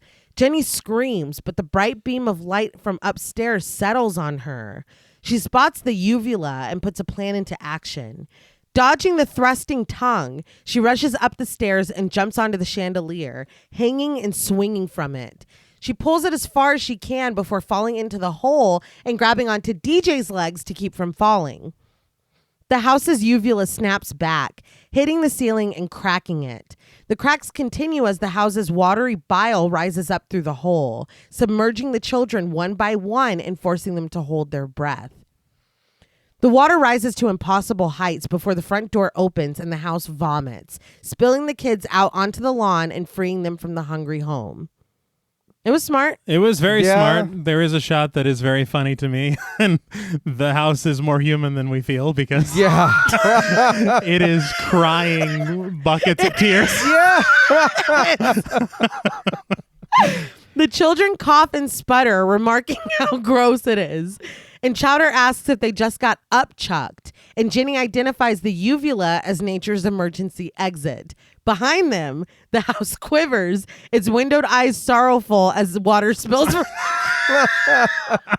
nobody likes to throw up. No, dude. So I hope this is just like water from the pipes and this isn't like, I don't know where this is coming from. I would think so. I mean, it's all got to be part of the house, right? You would think, but as they land, they're like, ew. Yeah. Well, it's stagnant water. It could be gray water. Oh, no. It looked really clean. Yeah. Well, it is a kid's movie. Yeah. We know it's from the sewer. Yeah. There's a rubber ducky floating in. Chowder turns on his friend, condemning him for his idea, but DJ counters that he doesn't see Chowder coming up with anything. Chowder does have an idea, though. He's going to go home and make a pretzel sandwich. Great idea. Yeah.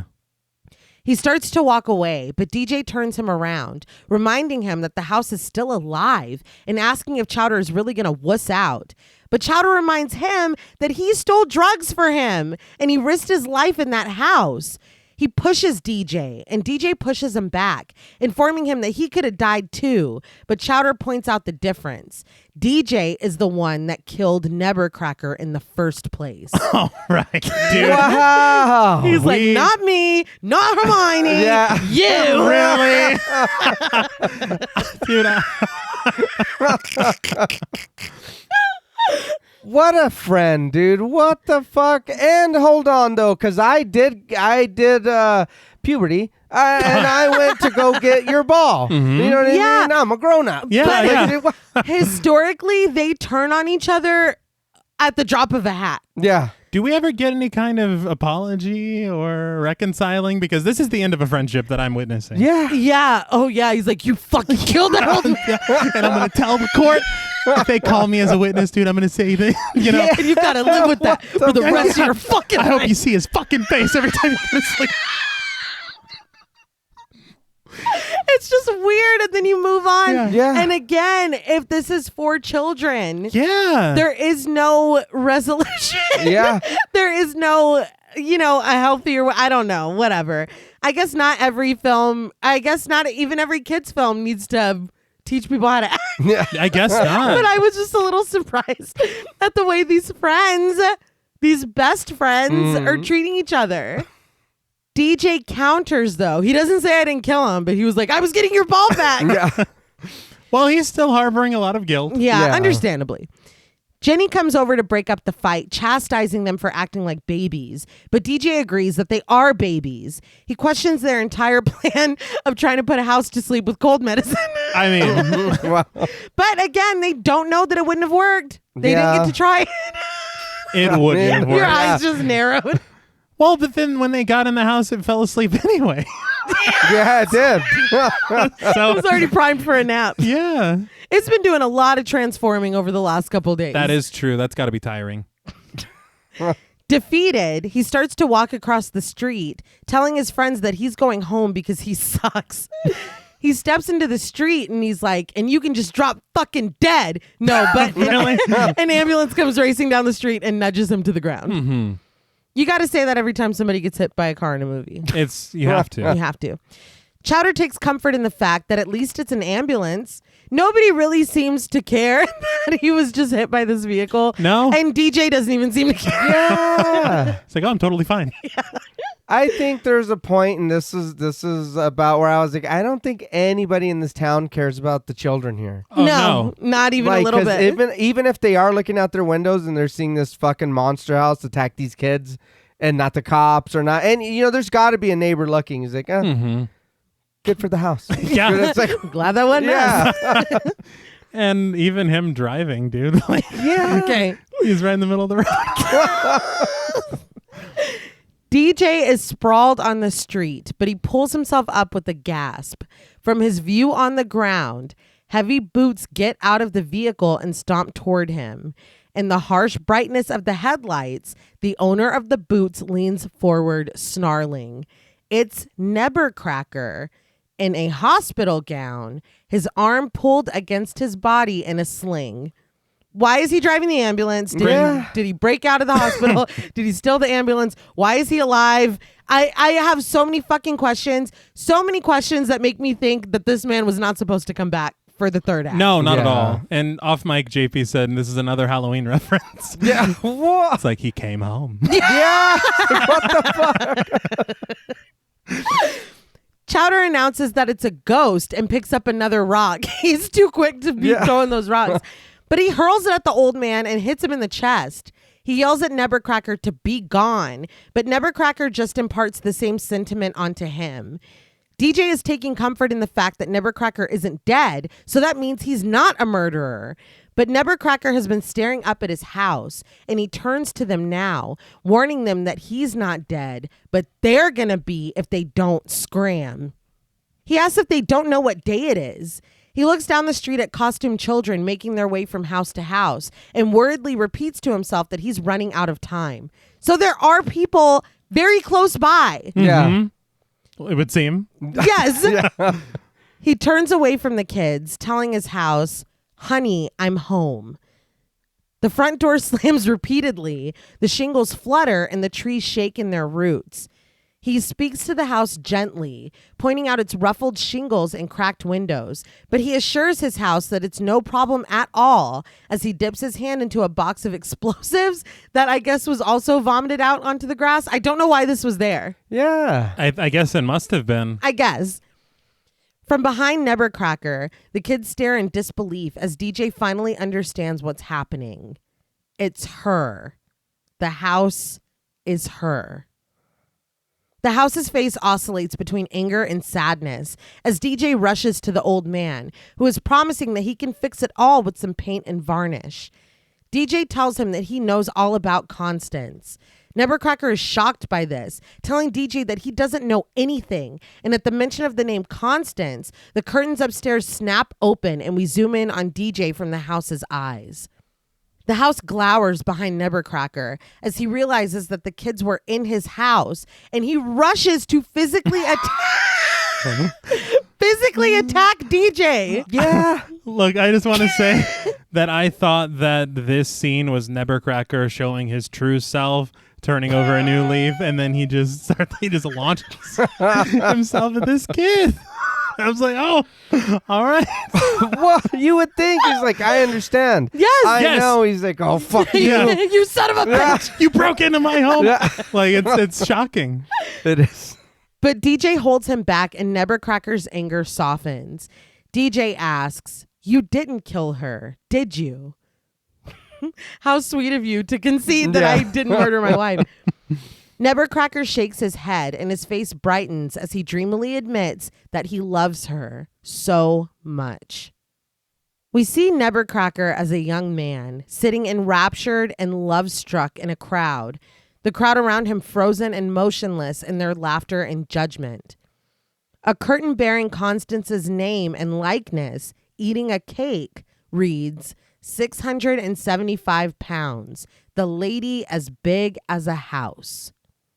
The curtain parts to reveal her, sitting in a dress and waving sweetly to the crowd as she giggles. But she's immediately struck with tomatoes and jumps up from her stool only to fall to the ground. Why did they come to our concert? Just to boo us? That's a great question. But that night, she's in the same position behind the bars of a container. Nebbercracker approaches her and sweetly offers to take her away from here. He asks if she would like that. Emotionally, Constance, played by Kathleen Turner, tearfully tells him yes. Unbelievable. the surprise, and I knew immediately when I heard the yes, I was like, I know who that is. That voice. Yes, very distinctive. Yeah. I could not believe that they got her for this. But I saw on that featurette, she said that she's just always interested in new developments in film. Okay. Hey. So I guess since they show her on the mocap stage crawling. Like, I mean, she fucking did this. Like, she did it. They mentioned that on commentary that she did not only the motion cap for Constance, but for the house.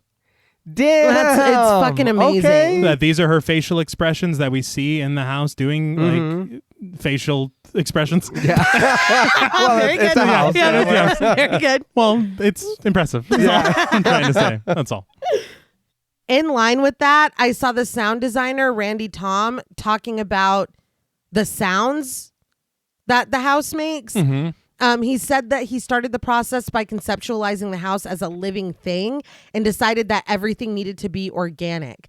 They literally lined the interiors of a house with microphones and then tore it down. Oh, wow. To capture all the sounds. He was like, we don't need to guess what it sounds like when a window is pulled out, when wood is crunched. They caught it. Yeah. Then Kenan took these sounds to Kathleen Turner, and as they watched the movie, she added screams and yells. So when the house is creaking and moving and the wood is being crushed, her yells are in that. Kathleen Turner's. That's really cool. They blend in with the house noises. And then they said that they took these sounds with the actual destruction of the house and Kathleen Turner, and they played it loudly in a barn because they thought it was still like a house structure, but light enough. And they played it so loudly to make it rattle in its frame. And they wanted to capture how these moans and yells and wood sounds and all that would sound in an open space, like it would sound inside of a house. Okay. And they captured all that. Damn. I feel like there are so many things in films that you appreciate, but you don't even recognize. Yeah. Like, that's not even something that I would even think to. I know I didn't hear that. No. But they went that extra mile to do something that interesting and cool. It's very fucking cool. Hell yeah. Nebbercracker hooks her container up to the back of his truck, and silhouetted against the darkness of the night, he drives away with her. By morning, he leads her to a plot of land that he's bought for them. He tells her to open her eyes, admitting that it's not much, but Constance is so thrilled that she lifts him up in celebration. And I did see this mocap of her picking up Steve Buscemi. It's just really cool. That's awesome. We watch as the house is constructed bit by bit, but as Nebbercracker is working, Constance runs down the stairs. The house has no outside, and everything in the construction is visible as she rushes down and tells people to get away from the house. When Nebbercracker asks what's wrong, turning away from his work, she points out two kids hiding behind a bush who have been throwing things at the house. Nebbercracker tries to calm her down, excusing that they're just kids and it's Halloween. But Constance is furious. She reiterates that this is their house and they're hurting her. He begs her to just look at him. He vows that as long as he's here, he will never let anyone hurt her. Just as he finishes saying this, an egg cracks on the back of Constance's neck. This is poor timing. And I understand the trigger. We saw tomatoes being thrown at her. I get it. But again, and we're about to see what happens to Constance. And this is what, I don't know, I get it. I appreciate parts of it. I don't like it. And Up, how much time do we have with that couple? Absolutely. We fucking fell in love with them. We all cried. It was enough. It was enough. And they didn't even speak. Yeah. I feel like so much could have been done to make Constance more of a character. Well, you look at it, we have photographs of different things. Yes. Yeah. But in this flashback, it's like he rescued her from the circus or the carnival or whatever. Yes. Took her directly to this plot. Yeah, that's kind of how it feels. And Yeah. there's nothing else here. This is an empty area. They're just building their house. Yeah. Constance wrenches his axe away from him and swings it through the air, calling the kids vandals and hooligans. But Bully 1 and Bully 2, played by Eric Walker and Matthew Fahey, have stepped out of their hiding places and are openly taunting her and throwing eggs. Nebbercracker pulls the axe away from her, but she's thrown off balance, spinning and tripping over her feet as she stumbles.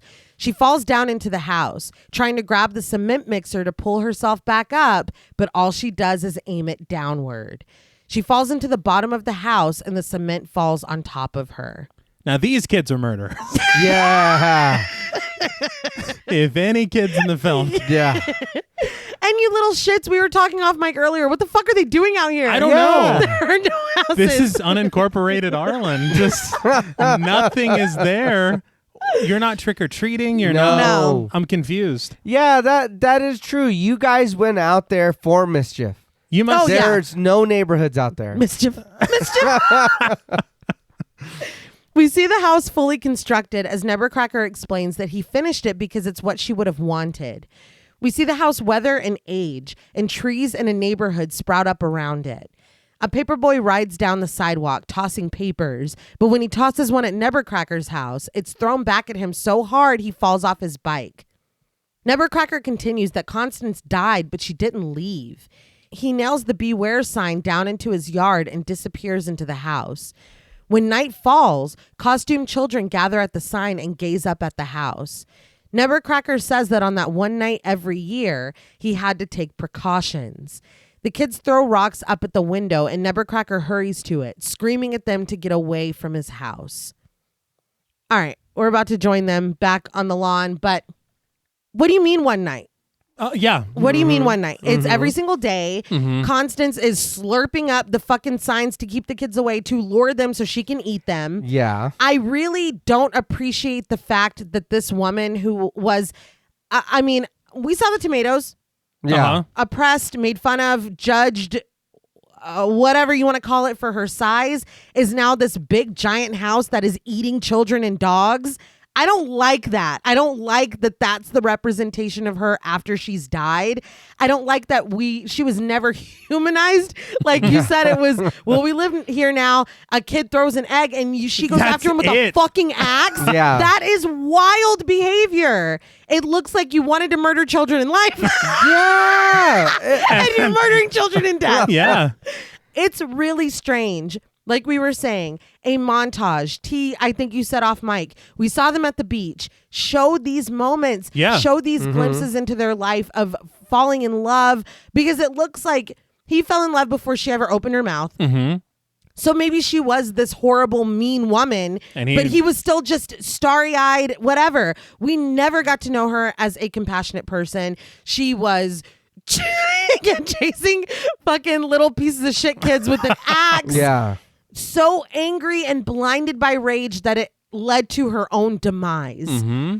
I don't like the way that this character was handled because I think that this is the moment to feel for Nebbercracker and to feel for Constance and to understand the anger and rage that she is feeling when she thinks that these two kids killed her husband. Right. But it's all kids and it's all the time. And it's before he had this issue. Yeah.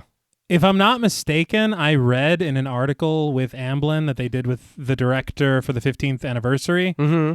Constance, I don't think was a part of the original story at all.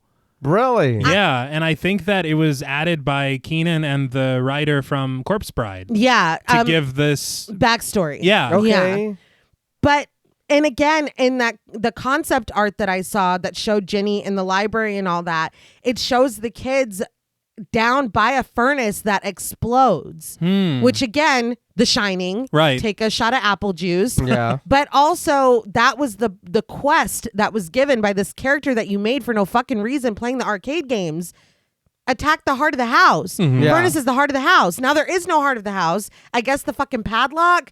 I don't know. But the concept art leads me to believe that that was an original ending of them getting the furnace, Okay. which means that maybe Nebbercracker never came back. I was going to say he might have died and became the monster house. That's what I think. Okay. Okay. It might have just been that simple. Yeah. I think that this could have, I am a crybaby. I don't need a lot to feel compassion, to feel empathy for characters. And I do feel empathy for Constance, but I feel like this film does a really poor job of, especially as a kid, she's fucking scary, dude. Oh yeah. Yeah. I don't feel bad for her. And even, I mean, as a child, you know what I mean? And even watching how this goes forward, this bitch is out of control. Dude, you think that she has some humanity left. Yeah. You wait. Well, I guess we get a little bit of that when she is crying when dude comes back. Yeah. Yeah. And then but you are right thinking about it and us discussing it.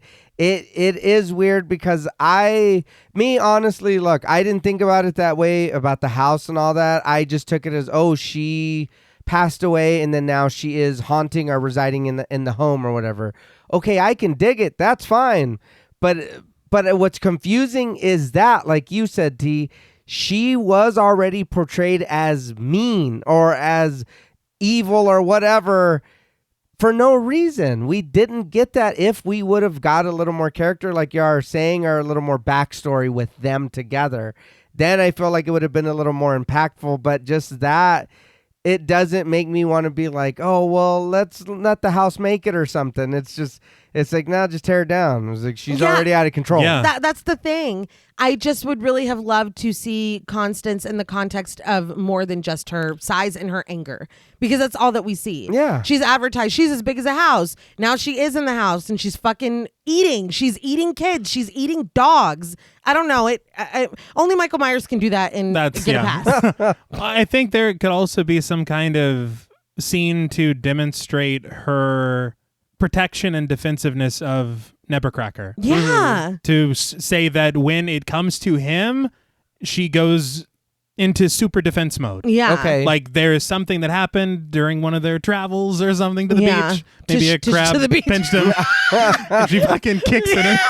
No, but I mean, that is just something as small as that. Because the eggs, it could have been, sure, it's what she experienced in the circus, but it's also something that could hurt him. Yeah. So Yes. that's why she's doing it. It's not just anger. Yeah, no. It's defense because she loves him. Yeah, but that's not even translated No. because even before he was in any kind of peril, she was like snatching up kids and shit. Yeah. Grabbing an axe. Grabbing an axe. More Shining. Yeah, Well, that's okay. true. I did read a letter that I guess a woman that knew Dan Harmon wrote to him because her 7-year-old daughter watched this and it scared the shit out of her. And she was like, look, can you just write her something? Because I know that you worked on it and whatever. So he did. And it was very well written. And it was a pretty long letter. And basically he was saying that the way that this movie made her feel was not how it would have ended up if he had gotten to finish it. But he said that his bosses turned it in before he could finish it, you know, speaking to a child in terms they can understand. And that he warned them that Constance is scary, basically, and that the house, there is nothing to learn here. There is no reward for the kids' bravery. There is no resolution in the context of this. Kids are going to not understand and be scared because this thing was added to it. And they told him that he was wrong. And in the letter, he calls Kenan a hack. Ooh. And he calls Spielberg a moron. Right? And then he be very careful. No, we're forging a buddies. friendship. I was gonna We're say, buddies. it's Steve right now, right? Yeah, Stevie. No, Steve knows I joke. He's not. He's a filmmaking genius. But when it came out, he had tweeted saying that he was very upset and angry and that Spielberg is not a moron. He's never even met him. But he did not retract calling Kenan a hack. I will say it's kind of that is He didn't. Yeah. bold. I will say it is kind of odd that, and I don't know, you can buy a screenplay and then just the studio does whatever they want with it. Right. But it is odd that the original writer never met the producers. Yeah. It is. It is. You know, especially when, to his explanation, it wasn't even a completed screenplay. Right. Yeah. I don't know, man. Huh. But we glide from his silhouette in the window to now where he stands with his injured arm, explaining it all to DJ. DJ nods with understanding as Nebbercracker warns that she attacks anyone that comes near. As he heads up to the house, he tells DJ to go, but DJ won't go. He rushes behind the old man, telling him that he can't let him do this. He understands now that Nebbercracker was protecting them all these years. Now it's their turn to protect him. He tells the old man gently to let her go. The house glares down at them, and Nebbercracker tells DJ somberly that if he lets her go, he'll have no one. I thought you loved her so much 5 minutes ago, and now he's like, look, I don't want to fucking be alone. Yeah. Well, but I think that it's a little bit of both. He's like, I don't want to lose her because then I'm alone forever. It's a combination. It's both things. But I'd be like, let her go. I love her. I don't want to let her go. Yeah, that's like, that's the proper framing of it. Yeah, but he's like, but then I'll have like nobody to talk to, dude. He's a I'll little have nobody to live inside. All right. He's a little more selfish about it, I'd say. I guess. But dude, this has got to be difficult. This can't be easy. No. But DJ insists that that isn't true, and he takes the old man's hand. This is the final straw for the house, aka Constance. She reveals the trees to be her arms, and she rips them up from the ground by their roots. Now, this is a point of no return. Yeah. She plants them down on either side of DJ and Nebbercracker before unleashing a roar. Nebbercracker begs her, no, but he allows DJ to pull him away, snatching up the box of explosives as he goes. Constance uses her new appendages to pull herself up from the ground and chase after them. It's a good thing those trick-or-treaters were, I guess, leaving the neighborhood. Yeah, no. I guess it's over. Yeah. Halloween's canceled. Good night. They all run down the street, Chowder yelling that the house is alive, which I think we all knew. Yeah. We've been knowing that since the beginning. Thank you, Chowder. Yeah, thanks. She takes down a street light and it crashes to the ground, shattering. When she hits an electric pole, it falls, taking another one with it and electrifying a car. Which is something similar did happen in Desperate Housewives. Just throwing that out. I do want to say that I thought the same thing when I seen it. I was like, I remember something happened like that. That really made me mad. But it falls in the path of DJ, Jenny, Chowder, and Nebbercracker, trapping them. So DJ opens a gate for them to come down another street. Chowder is last, and when he stops to lock the gate back in an attempt to slow the house down, Nebbercracker goes back for him. They continue running, Constance gaining on them as the house makes its destructive way down the street. DJ pushes a dumpster into the middle of the road, and it seems to slow her down for a minute, but when he catches back up to the group, he sees that Nebbercracker isn't able to keep up. He tells the kids to go on, assuring them that he'll be all right. He rests on trash cans as DJ runs out of time to make a decision. He runs as the house closes in on them, and Nebbercracker is obscured by the cloud of smoke. With a familiar neon sign shining in the distance, the kids make their way to the construction area. As they cross the street and duck through the fence, the house catches up, screaming as it crosses the street. But when a brick is hurled and crashes against her shingles, she stops screaming and turns. Nebbercracker stands in his hospital gown, looking very small in the glow of the street light. I guess he climbed under the dumpster. Very good. He yells at Constance to leave the children alone, but this doesn't quell her anger. She makes her way to him, stopping just short and screaming. Nebbercracker closes his eyes, ready to accept his fate, but he peeks when nothing happens. Constance's jagged wooden mouth slowly comes to a close as smoke continues to pour from beneath her. As DJ stares at them through the fence, Nebbercracker tries to console her. He rubs the front steps with love, acknowledging that Constance has been a bad girl and she's hurt people. I'm like, dude, should we leave y'all alone for a minute? Yeah, it's a little suggestive. Oh, there's kids around here, dude. If the chandelier's the uvula, what's the front step? Am I right? Right. About to make this house a home. Yeah. He tells her sadly that they always knew this day would come, and the window of her eye displays her own sadness. Reaching into his sling, Nebbercracker tells her that he has to make things right. He pulls out dynamite, and Constance backs away angrily. Nebbercracker reminds his wife house that he's always done what's best for her. She relents a bit at this, and when she comes closer, Nebbercracker strikes a match against her front step. The kids realize it's time to get out of Dodge, and they scamper away from the fence. As Nebbercracker brings the flame close to the fuse, he whispers, "Let this be the right thing to do." But Constance isn't going quietly into that good night. She snatches him up, causing the match to fly from his hands. But just before all is lost, a horn honks and Nebbercracker is illuminated by headlights. The backhoe comes crashing through the fence with the kids at the helm, yelling at Constance to leave him alone. Chowder works the controls, sinking the bucket into the side of the house. Shout out to King of the Hill for teaching me what a bucket is. As she is attacked, Constance drops Nebbercracker, and when he crashes to the ground, DJ jumps from the vehicle to check on him. Nebbercracker hands the dynamite over to DJ, and although he's hesitant at first, he takes it when the old man tells him that he knows he can do it and he needs his help. The problem I'm having here is you're handing this dynamite to a child. You can do this. Mm-hmm. You've got like 10 seconds to light that thing and get rid of it. I believe in you. I mean, Yeah, I'm trained. I'm professionally trained to do this, but I'm sure like you'll be fine. yeah. I think my housewife will listen to me, or wife house or whatever. But you do this. You go ahead, kid. Well, my arm's a little sore. Yeah. I did just break out of the hospital. And what do you mean I think it's passing the the right baton. thing to do? Yeah, I don't don't know. He's like, please let this be the right thing to do. Chowder continues to take chunks from the house, admitting that he doesn't know what he's doing when Jenny asks how he knows how to drive it, which he didn't. He was fucking everything up when he was in it earlier, unless he was sneaking away to practice when they were building that vacuum. I don't know how he's doing this. DJ stares up at the house, remembering the chimney leads to the heart.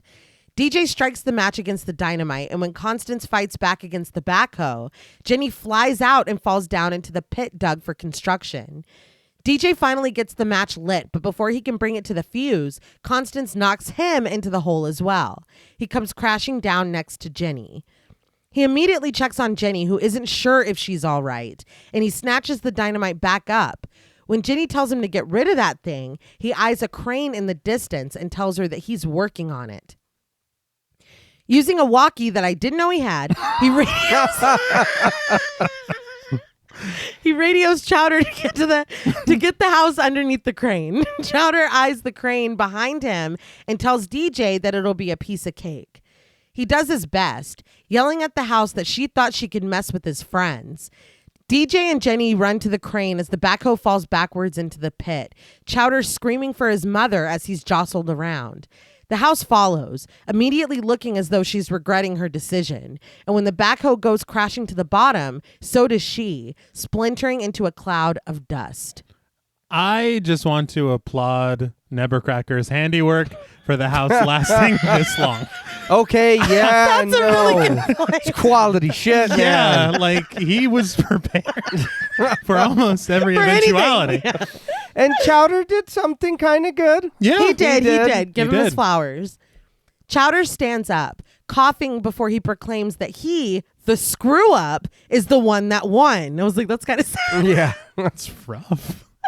Jenny and DJ applaud him before holding each other in a hug, and they share a lingering look after letting each other go. So fuck Chowder, I guess. But Chowder's celebration is short-lived when the dust clears and smoke continues to stream from the house's chimney. The splintered pieces of wood gather together as she repairs herself, and although Chowder protests that she can't do that and it isn't fair, she does. When she's finished, she no longer resembles a house, but now a jagged, disjointed wooden creature with a gaping and hungry mouth. With the chimney still sticking straight up and streaming smoke, she uses her tree arms to advance on Chowder. Jenny and DJ begin the arduous task of climbing the crane as Chowder jumps back into the backhoe and tries to lead Constance to them, taunting her with insults that she is nothing but an outhouse. Triumphant music plays as they make their way up the crane, but Constance chomps the bucket off the backhoe. She snatches the whole thing up, dangling Chowder before he falls, and she devours the machine. The windshield falls, shattering around him, and when he backs away and the glass crunches beneath his shoes, she sets her eyes on him once again. He runs and screams. DJ and Jenny make it to the top of the crane, and when DJ eyes the hook hanging from the impossibly high jib, he is certain that he can't do it. But Jenny promises him that he can before planting a gentle kiss on his lips. Poor Chowder, man. I know. He's fighting for his fucking life out there. Oh my God. Just doing his best. And then his friend's just busy making out. They're making out on the jib. Come on. To think, too. So if not for that kiss, what? You're just going to watch Chowder get fucked off? He's like, Yeah. no, I can't do that. It's like spinach for Popeye. Well, honestly, him and Chowder are still fighting. Yeah. It's like, fuck that dude, man. But this does embolden DJ, who begins to crawl across the jib, musing dreamily that he just kissed a girl on the lips.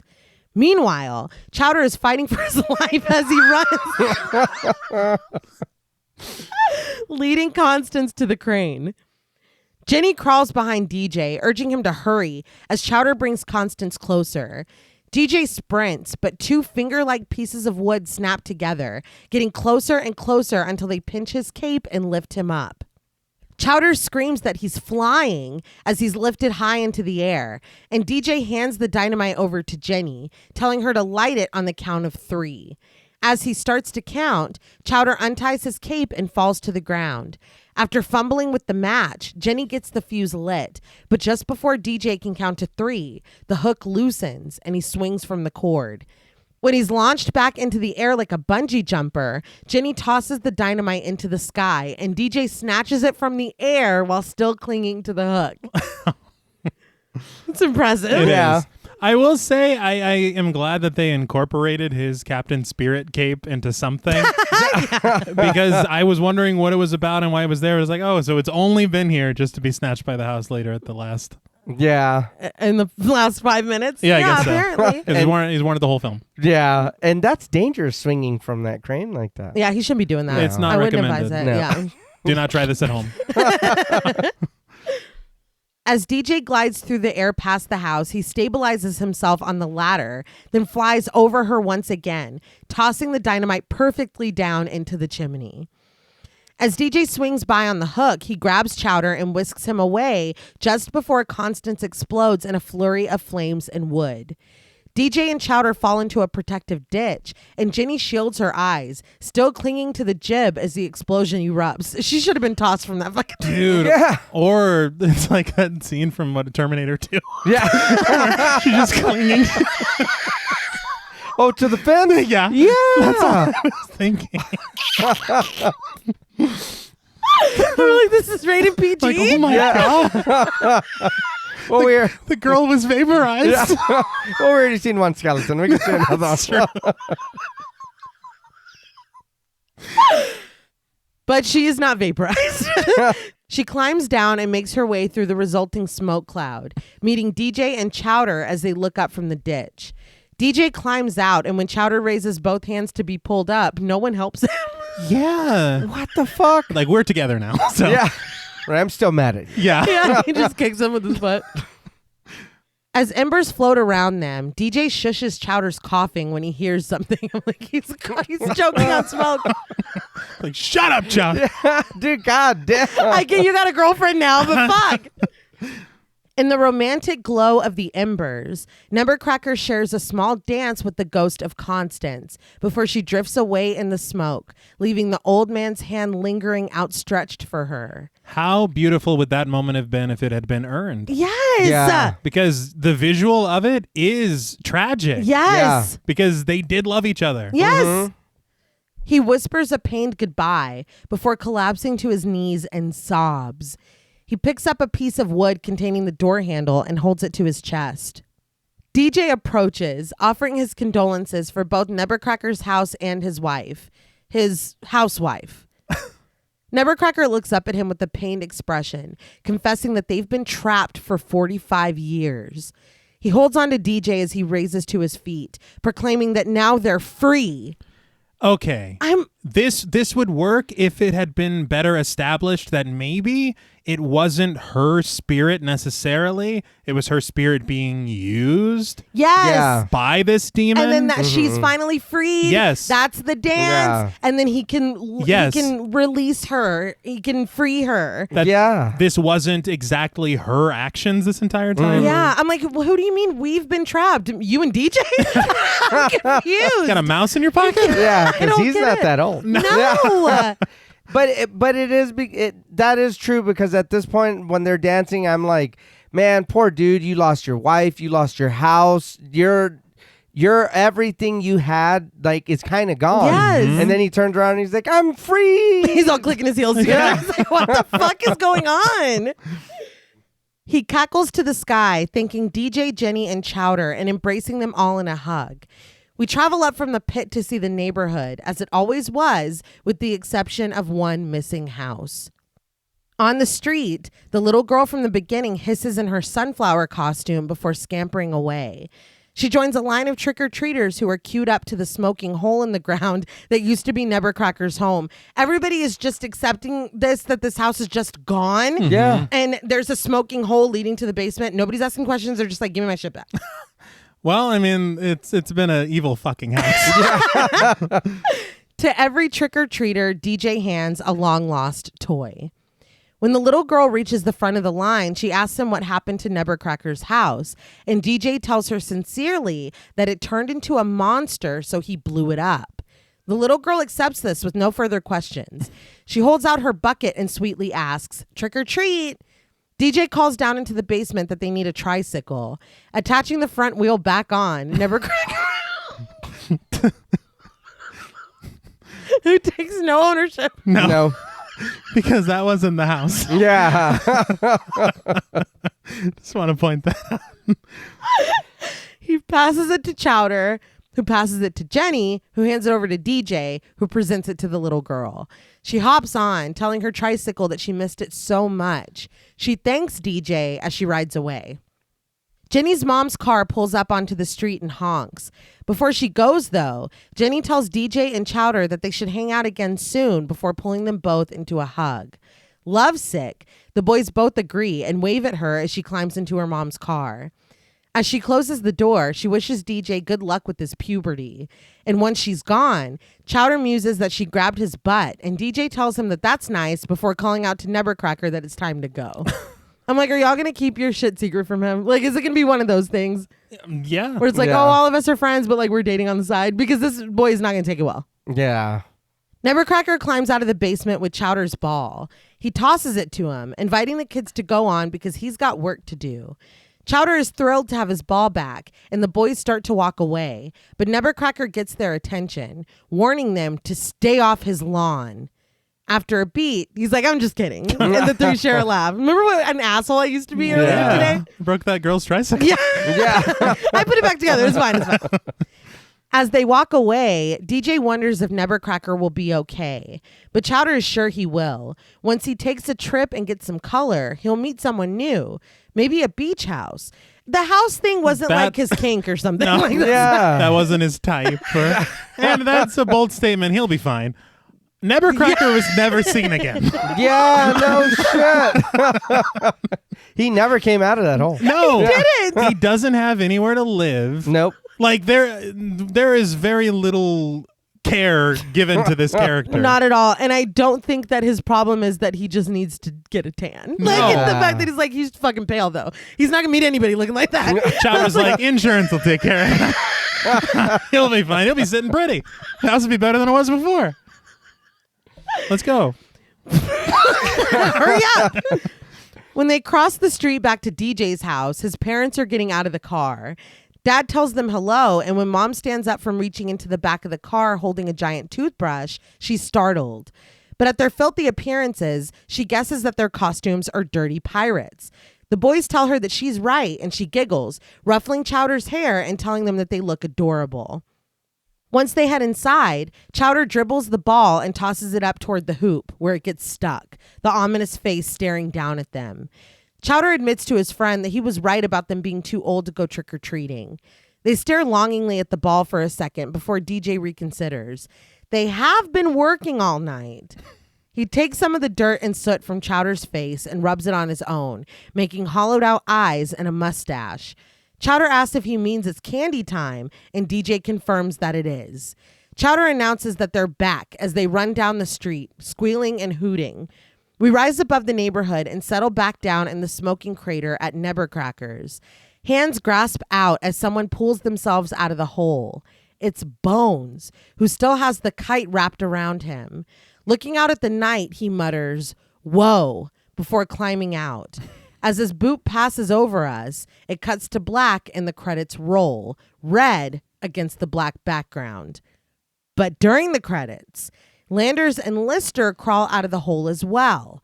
Before Lister can finish his question about what happened to them, Landers interrupts him. He says that it's Halloween. How about they go out and inspect some candy? The two share a laugh, and Lister is like, we should eat some candy too. He's shaken up. Let's Landers just tells him that that's a good idea, and the two walk off. Elsewhere, Z leans against the hood of the pizza delivery car as Skull leans into her, regaling her with the story of how he slayed a dragon. Bones comes over, and everything that he's been through, he sees Z, and he's like, let's go. Yeah. He's chill, man. But she informs him that times have changed. Wrapping her arms around Skull, she tells Bones that Skull is different than him. He gives her the respect she deserves, and he makes time for her. Bones scoffs and takes this in stride, muttering whatever as he walks off. But once the screen goes black again, Z calls out after him. As a jack-o'-lantern grins at us with a candle flickering inside, the dog jumps out from the hole in the house. He makes his way over to the pumpkin, raises his leg, and pees. Once he walks away, the light inside the pumpkin has been extinguished. The movie ends for real, and the credits roll as Halloween by Susie and the Banshees plays. That's an extra point just right there. Yeah, fair enough. But so, what did you guys think of Monster House? That wasn't too bad. I like I said, I don't remember watching it, but I know I did with the kids. I know we had to. But again, it might have been one of those movies that they watched and we were busy doing something else or not really paying attention. Mm-hmm. But so taking it kind of as a fresh watch and watching it, it's not too bad. There is some things I'm not happy with. Some things that are just confusing or weird. But a lot of the work they put into it, like you can tell, you can see it and it shows. I am a little confused again, and it does hurt the story for me about Constance, if she was supposed to be evil or if she was supposed to be his loving wife, or because we do see one way of her, but then she's portrayed a different way in the movie. So it's like, well, I don't know. You know what I mean? Sometimes the story struggles with what's going on. A lot of, and I know it is wrong, but a lot of fat shaming or like what's going, like yes. It was they call Chowder Porky and Pork Chop, and it's like, okay, I get it, dude. Like that's what I'm saying. It's like, so you guys don't like kids, you know what I mean? It's like, or you guys are just assholes. It's like, what the fuck? Yeah, and then Constance as well. No, yeah, that like too. both It's of like, them. I don't. Like, Yeah. It's a reoccurring theme in the movie, and it's like I don't understand why you did that. With it being a kids movie, did you do it for the adults at the time, or did you do it for what? Like I don't understand. Like then him being like, "Oh, shoot you guys!" And it's like, That was dude. If again, and we're speaking puberty, 12 or what? Like 11? I think they're What's 12 or going- 13. Yeah, what's going on there? It's like, dude, really? These are like babies. That's what you're telling them? It's just odd. You know what I mean? To put in a kid's movie. It is very weird. But it looks really good. You know, the work that went into the visual effects and the cinematography and all that. You know what I mean? It does show. But yeah, the story and just the weird things that they did decide to put in the movie. It really did hurt it for me.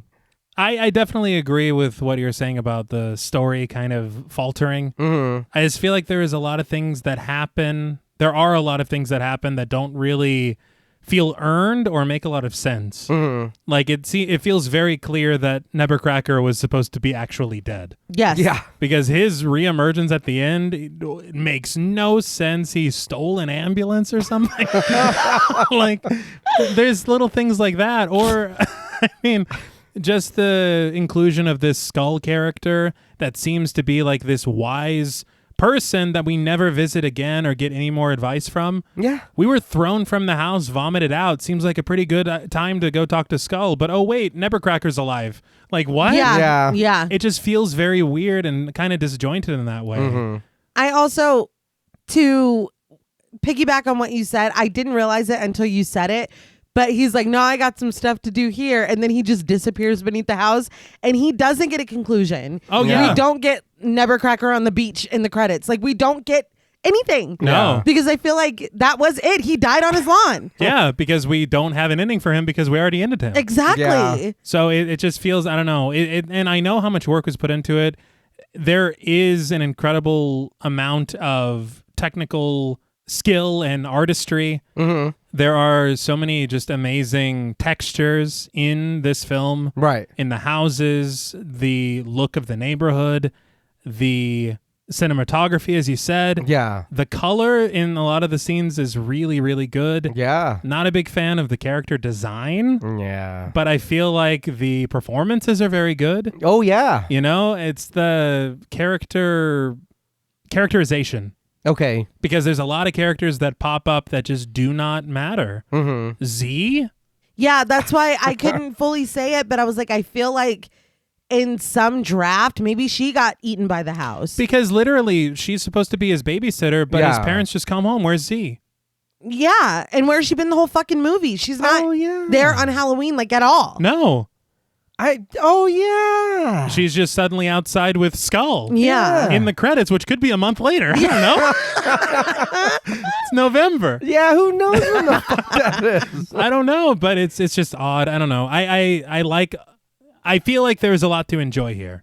Yeah. And I also feel like there's a matter of nostalgia being potentially very powerful with this film. Right, right. For me, and I know for us, because we didn't really watch it like that, Yeah. it's not there. Mm-hmm. But I can very easily see how this is a film that people pop on in October and just watch it. Oh, Yeah. definitely. So, I mean, I see why people enjoy it. I see why it won the poll and people voted for it. Yeah. But I don't know. I feel like there's a lot that's lacking for me and a lot of things that could, and this is, Monday morning quarterback outside looking in, Yeah. very easily could have been solved. Yeah. Yeah.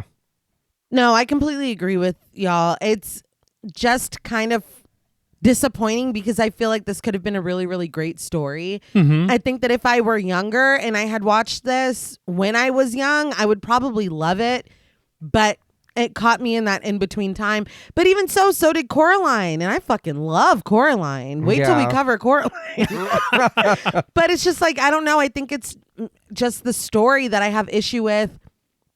Like I said at the top, I don't really like the character design, but I think that they are animated extremely well. I think the environments are fantastic, and being able to see behind the scenes how they were able to make everything come together, it's truly astonishing. It is a marvel, and to pioneer a technology that is used and used and used in such huge properties, like, that's amazing. Yeah, that's crazy learning about that. Yeah. You have fucking Zemeckis. You have Spielberg. Like, I would love to see, and I looked for it. I was skimming through scripts, but they all seem to be this one. I would love to see what that original story was that Kenan fell in love with, that he pitched and sold immediately. I would love to see what that story was. I understand, even not knowing the story, I understand Dan Harmon's frustration, because what the hell was that ending? Like, what? What is that backstory? Yeah. And I feel like you have all these nods to classic horror films that can be a treat for adults and parents and whatever. End it with the fucking furnace. That would be awesome. Yeah. Obviously, you can't kill the kids, but No. Well, yeah. end it with the furnace. The Shining, iconic. You know what I mean? Who would complain about that? But you've Stephen got this. King. It's probably Stephen King. But you've got this old man coming back from the dead because you clearly killed him. The cops behaving completely out of pocket.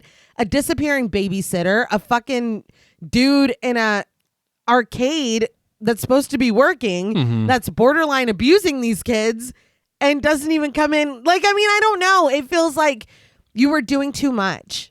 And again, I will say that in our revision, or at least in the original draft, it seems DJ has to live with the guilt of murdering Mr. Nebbercracker. That happened. So That's maybe true. maybe that's a bit much. I'm not saying kill him. I'm saying you clearly killed him and then tried to backtrack. Oh, of course. Right. Absolutely. I did read that everybody returning at the end was a way to preserve the PG rating. Okay. Because they're like, you can't have this house really killing people. Yeah. Which, if that's a story you're trying to tell, whatever. And I'm not saying actually murder these people in a children's movie. I just feel like the commitment to stories, to arcs, to whatever is odd. Well, I'm sorry, but we found Constance's completely decomposed corpse inside the house. No, she died. So I'm like, if we can do this, Yeah. we're shooting from her rib cage. Yeah. That looked great. It looked really cool, but still. But I can kind of just slide into ratings while we're chatting. But I feel like there are some missed opportunities here to just tell a better story. Even if it's not, and I've gone on record as a bleak bitch, I know that this is a kid's movie. I'm not asking for bleakness. Just maybe some resolution, some empathy for Constance. And bullying is a huge issue. And I think that I maybe have a problem with the characters that reside in larger bodies just being fucking made fun of and made out to be, well, Constance made out to be the fucking villain. Yeah. And nobody cares that fucking Chowder's getting hit with slugs left and right. Nobody cares. No, they're just kissing up on the thing. But I just don't, I think that may be part of my issue. Maybe I'm still unpacking it, but I just don't like how Constance was handled. I would have loved an up style montage to show them falling in love, to show an endearing side to her. Like you said, T, I would be placated. I would be pacified with just, oh, it's just an evil house. Maybe he cut himself and bled in it while he was making it. Maybe the ground is bad, whatever. And it was keeping her spirit hostage and using it because she died in there. Yeah. I know that that's dark, but you have a dead body in the fucking basement. Yeah. That happened. Yeah, it did. She was encased like a fucking Poe story. Yeah. That happened. So I mean, I don't know. I don't know. I think I just don't like the story. But I love all of the performances. I can't even say like, you got all these people in for what? Like, no, everyone fucking showed up. Everyone was on their A game. Everybody did a great job. And knowing that they physically acted out all these scenes in mocap, they did not just provide voices. Yeah. You have Kathleen Turner crawling around on the fucking floor pretending to be a house. Like, that's remarkable. Yeah. What a sentence that is. No shit, right? It's like, wow. It's remarkable. I just think that this story hurt it a lot for me. And even taking the fantastic performances and the really impressive and like I said, trailblazing technical work that was put into this, even taking that into account, I would have loved to see the original story told. And I don't even know what that is, but I have a feeling it is probably better than what we got. Yeah. Yeah. If you're going to introduce a character like Constance in a child's film, I would love to at least humanize her. And that didn't happen for me. So, and I'll be honest, I feel a little bad because so many people were so excited for us to cover this. It won the poll.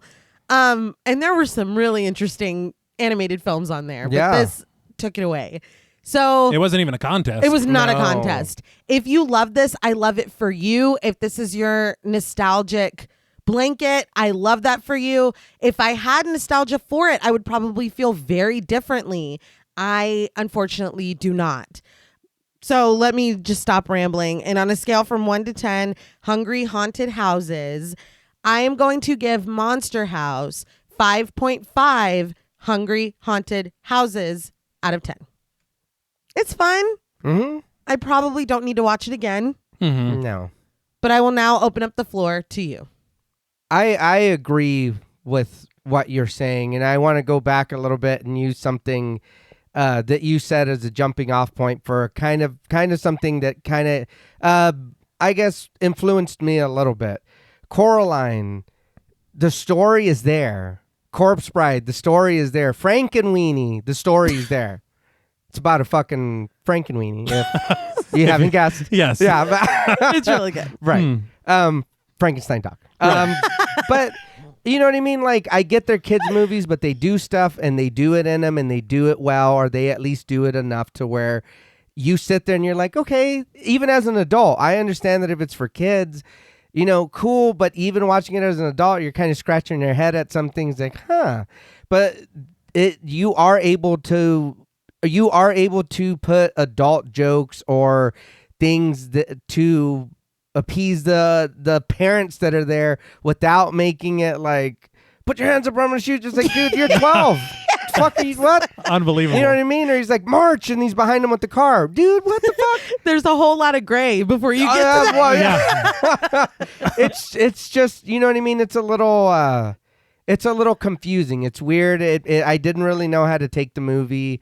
The thing with them, just, you know what I mean, with Constance and Chowder, and it was just, that was weird too. But again, you're right. The performances are fucking like amazing, and everything is really pretty, and it looks nice, and the animation and everything. And it's just like, man, I can most definitely understand why people who watch this movie when it came out or when they were young or whatever love it. I get it.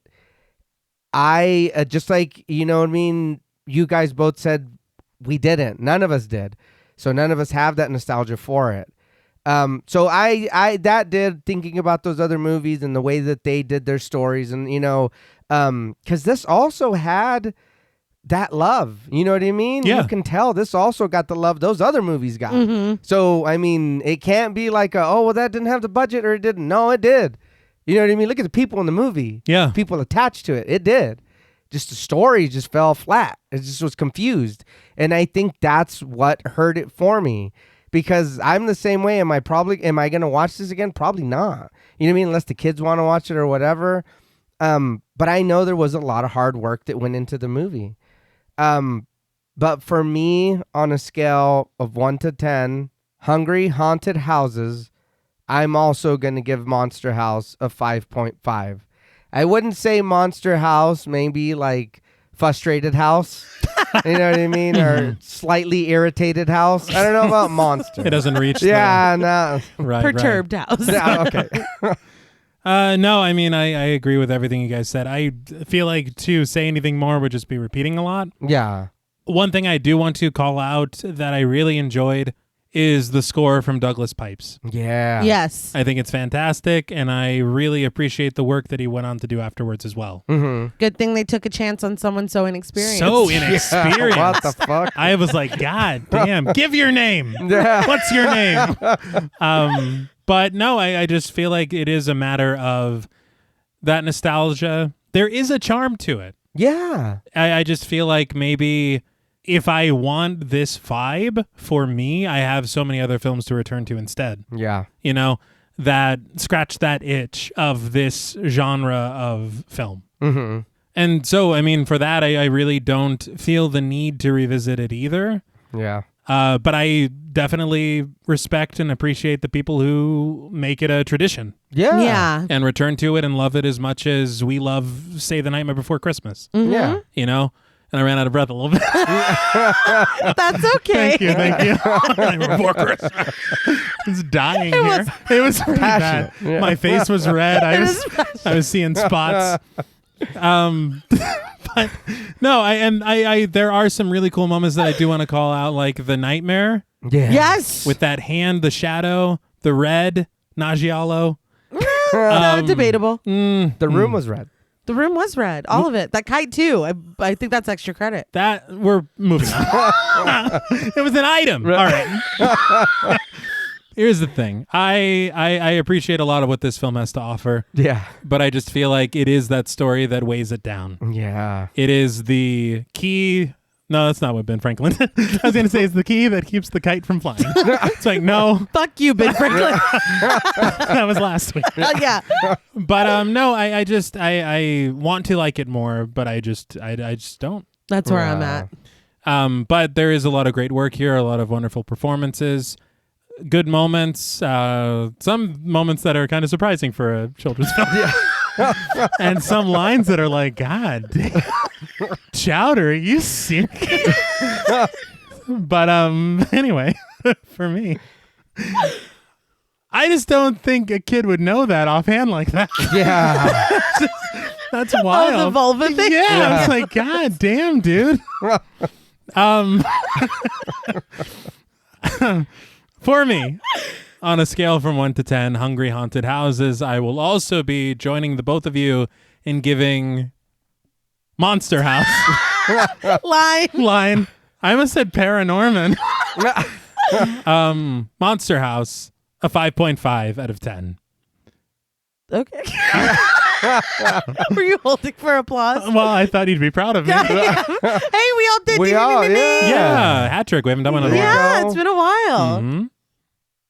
Well, that's all from us at Podmortem. What would you rate Monster House, and what should we watch next? Let us know on Twitter at the Podmortem. Be sure to follow us on Instagram and like our Stirhole Productions page on Facebook. Be sure to follow us on Twitter at Blend and Smoke, at RealStreeter84, and at TravisMWH. Thanks again to Original Cinematic for sponsoring this week's episode. Please consider pledging to our Patreon, where you'll gain access to bonus content, our monthly schedule, our Discord server, and the opportunity to help us decide which films to cover. Stay tuned until after the music for a special shout out to our Wendigo Getter patrons. And remember, some villains are merely misunderstood. Having said that, regardless of their motivations, refusing to respect their boundaries may just come back to bite you. Until next time.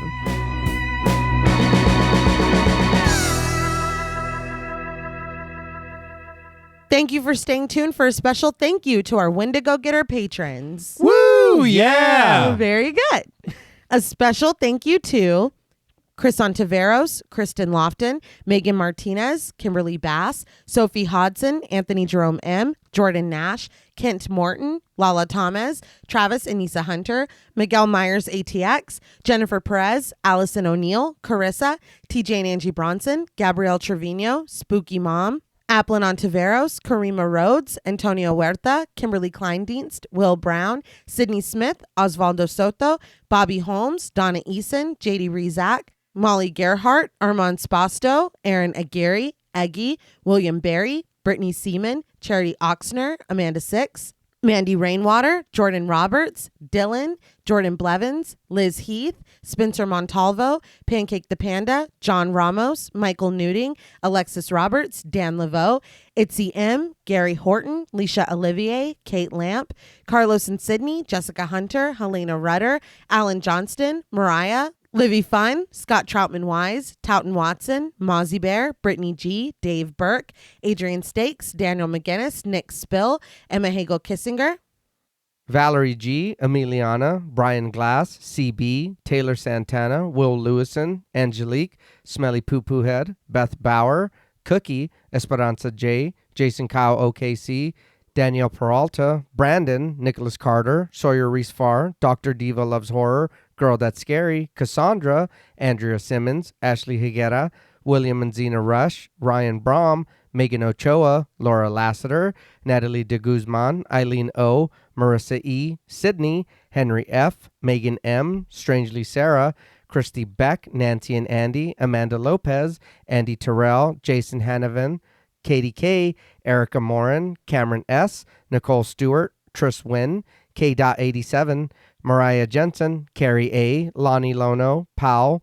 Kayla E, Maggie H, Murder Stina, No Thanks Tom Hanks, Kevin McGonigal, Kristen Marcy, Ori 81 Boricua, Look Like That One Girl, Bog Boy, Felnez 63, Alita Pui, Probably My Jugs, Kate Thackeray, Wade Pack, A Lizard, Bay J, Jay Rich, Jen Lassiter, Topher Williams, Elena Metler, Jean Jacket, Valerie Kay, Christy Lee Kruger, Professor of Humanities Laura McCarricker, Naomi, Josh Smith, Autumn Green, Abby Kopp, Crystal 831, Skank Sinatra, Morgan Alexander, Tony Osteen, Julie Fredborg, Rihanna S., Daniel Taylor, Anna Kate, Heather Ortiz, Jen T., Kim H., August, Vengeance Spirit, Sam J. Green, Kelly Glazyface Mac, Ginny May, Zoe Marie, Glittery Fab, Malik Caselli Armstrong, Scarly D., Toya Shea, Katie, Martin Shaw,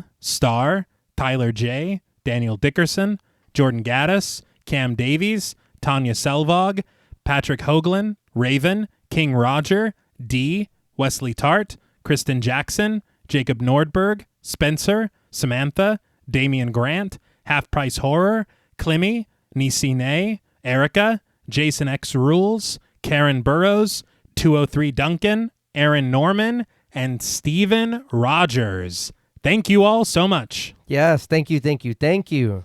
Thank y'all so much. And I have to say, in each and every one of you, we have found a home. Aw. Yeah. Like the... Well, yeah, but no. But nothing at all. Until next time.